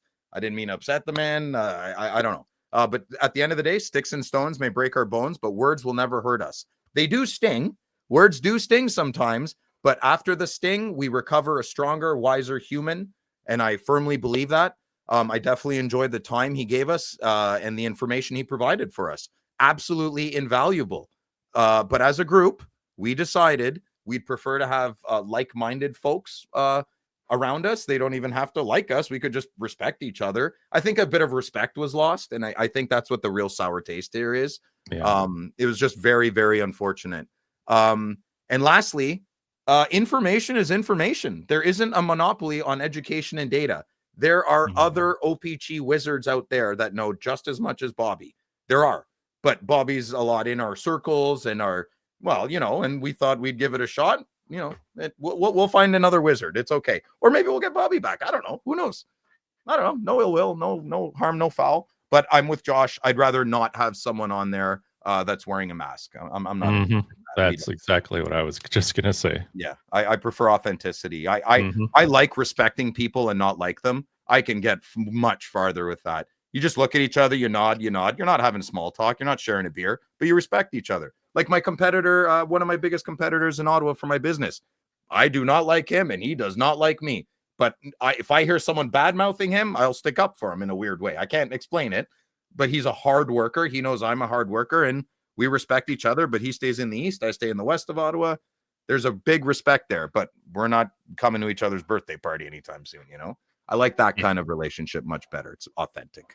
All right, good. So we addressed it. We don't have to avoid those questions anymore. All right, next question.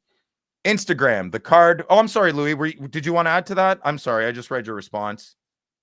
No, I just You're good? you guys no, yeah, you guys covered it all.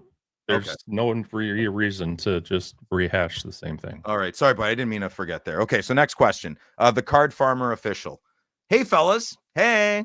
With the latest SPX, hey boy, with the latest SPX release, which was awesome, and Clear Cut, along with Goodwin Champions and PWHL, do you think all these outbursts or variations of outbursts are going down the road of PMG? There could be green, there could be blue, and there could be purple variants in the future, and that would water them down. Less is more. What are your thoughts? Yes, I agree. I want PMGs to be very rare. I want them to not grade well, and I want there to be only one kind. That's it. That's what I want. Boys? Louis? I hope they're learning to not overdo things. Well, we'll find out in a couple of weeks, won't we? Yeah. The checklist isn't out yet, eh? No. Okay, yeah, we would have talked about it for sure. Louis, thoughts? Don't water things down, man. Yeah, agreed. All right, Instagram, Cardza. Who would win in a fight, 1 gorilla or 100 Shane Pintos? Obviously, I'm going to answer this. Trick question. Cardza did not state if Shane Pinto had his mustache or not. Nice try, though.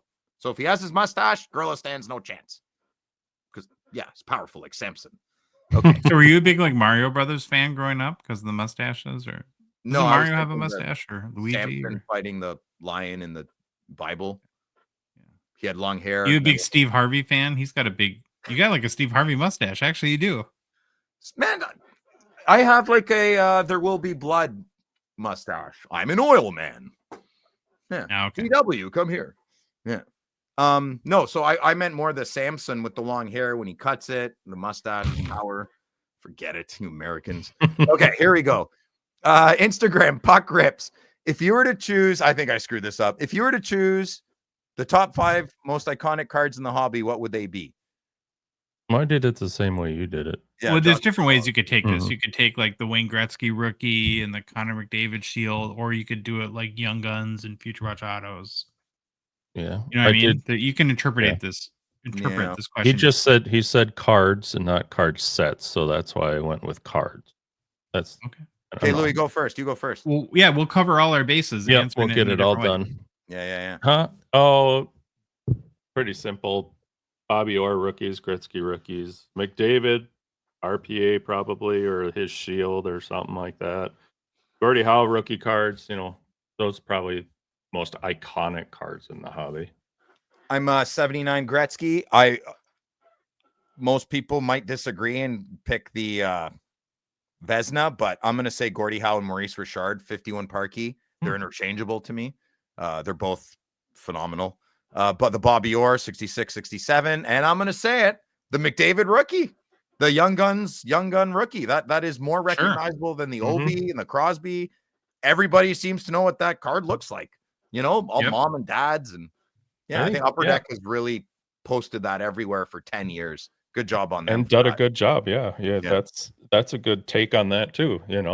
I think most people that are into this hobby can picture what most guys' Young Guns look like. Yeah. Josh? You guys answered it. Yeah. Okay. Next question. Evan Mercel, Facebook. What's the greatest thing about Gongshow Discord? And I replied, my free card ladder subscription. They're not related. So, well, what is the? Oh, yeah. Okay. Well, I'll re-answer the question. I'll re-ask the question. What's the greatest thing about being on the Gong Show? My free card ladder subscription. There. That's the question I want to answer. He's only here for the card ladder. He would have left the show a long time ago. $20 a month, man. Jeez, I'm a single dad. Mm-hmm. The funny part about it is you asked for it for like 6 months and I was lazy. But I did come through in the end, right? Yeah, you came through. Better late than never. That's Josh's mantra. Right.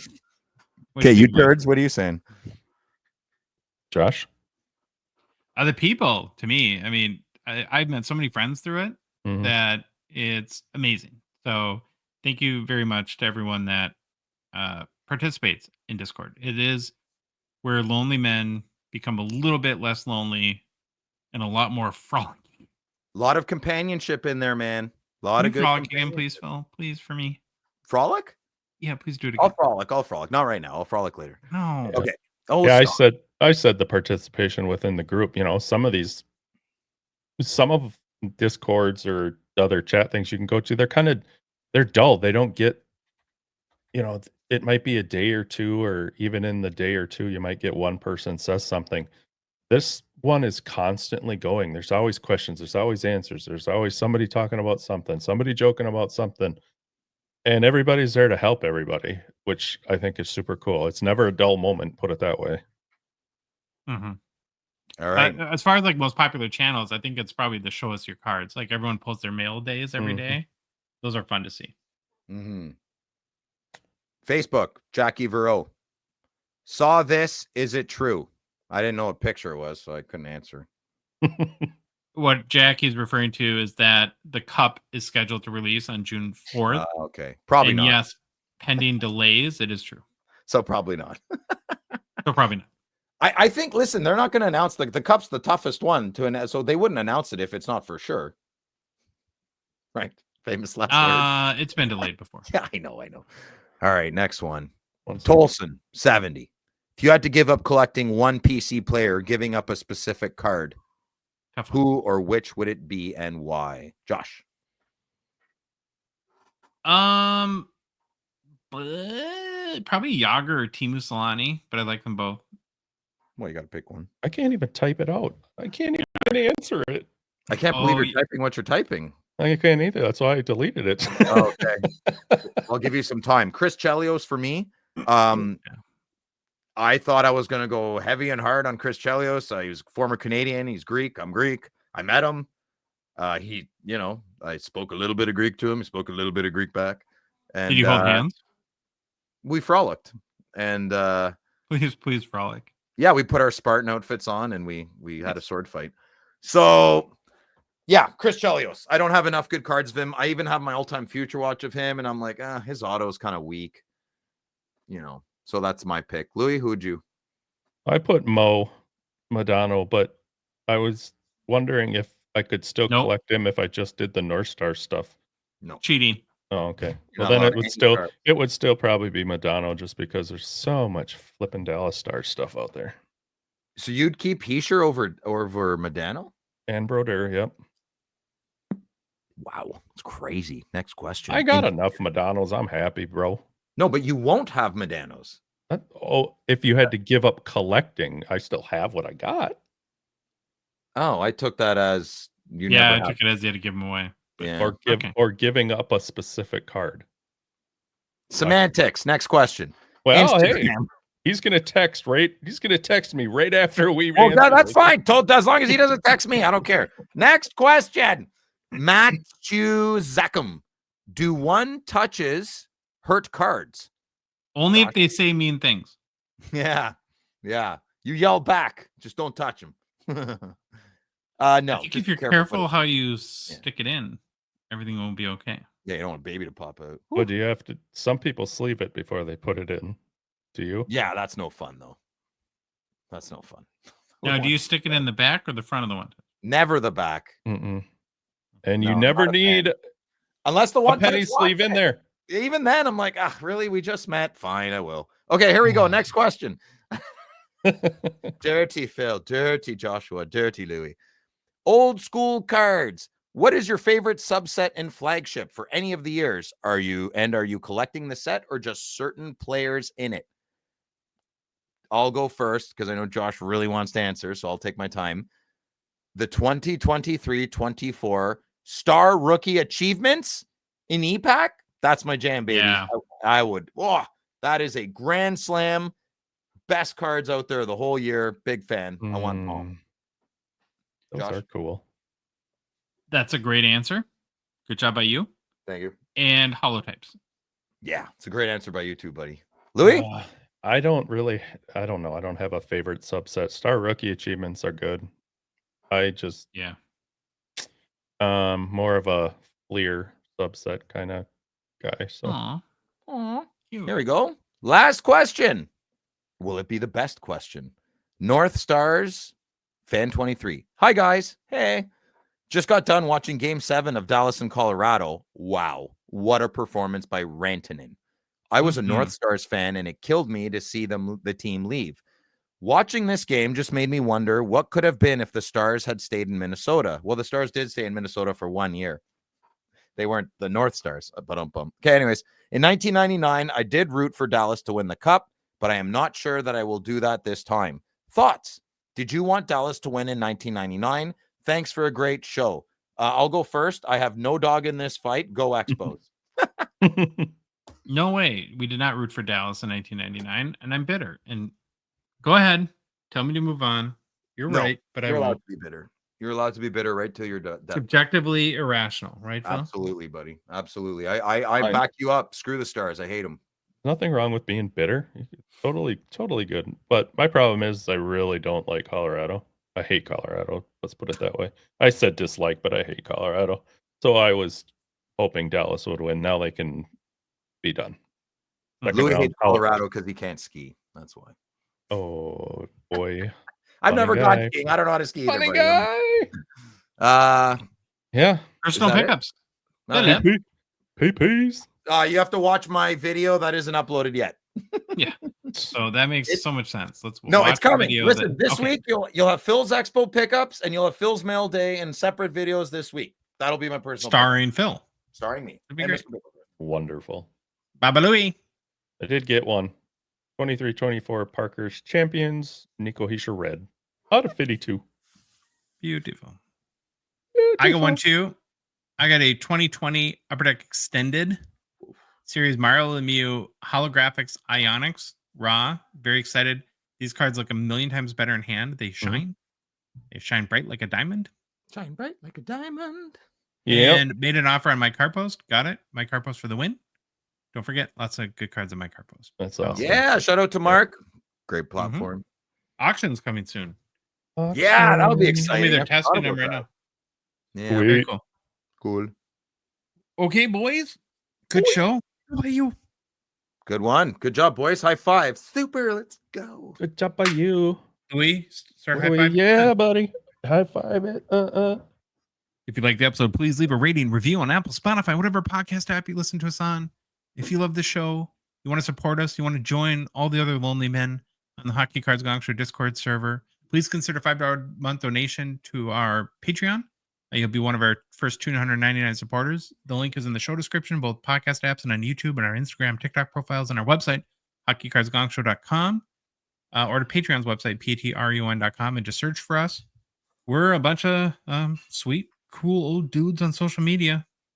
What's better than that? We're on Instagram, Facebook, TikTok, Twitter, and YouTube. And boys, the Hockey Cards Gongshow podcast is a production of Dollar Box Ventures, LLC. Have an amazing Monday. Have a great start to your week. And we cannot wait to be back with you on Thursday. Baba Louie, you know what to do.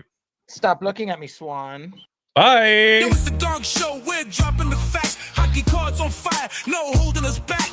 Josh looking sharp, the face of the scene. Feeling pork chop pants, rocking it clean. Baba Louie in the booth, he's the man with the plan. The best producer in all the land.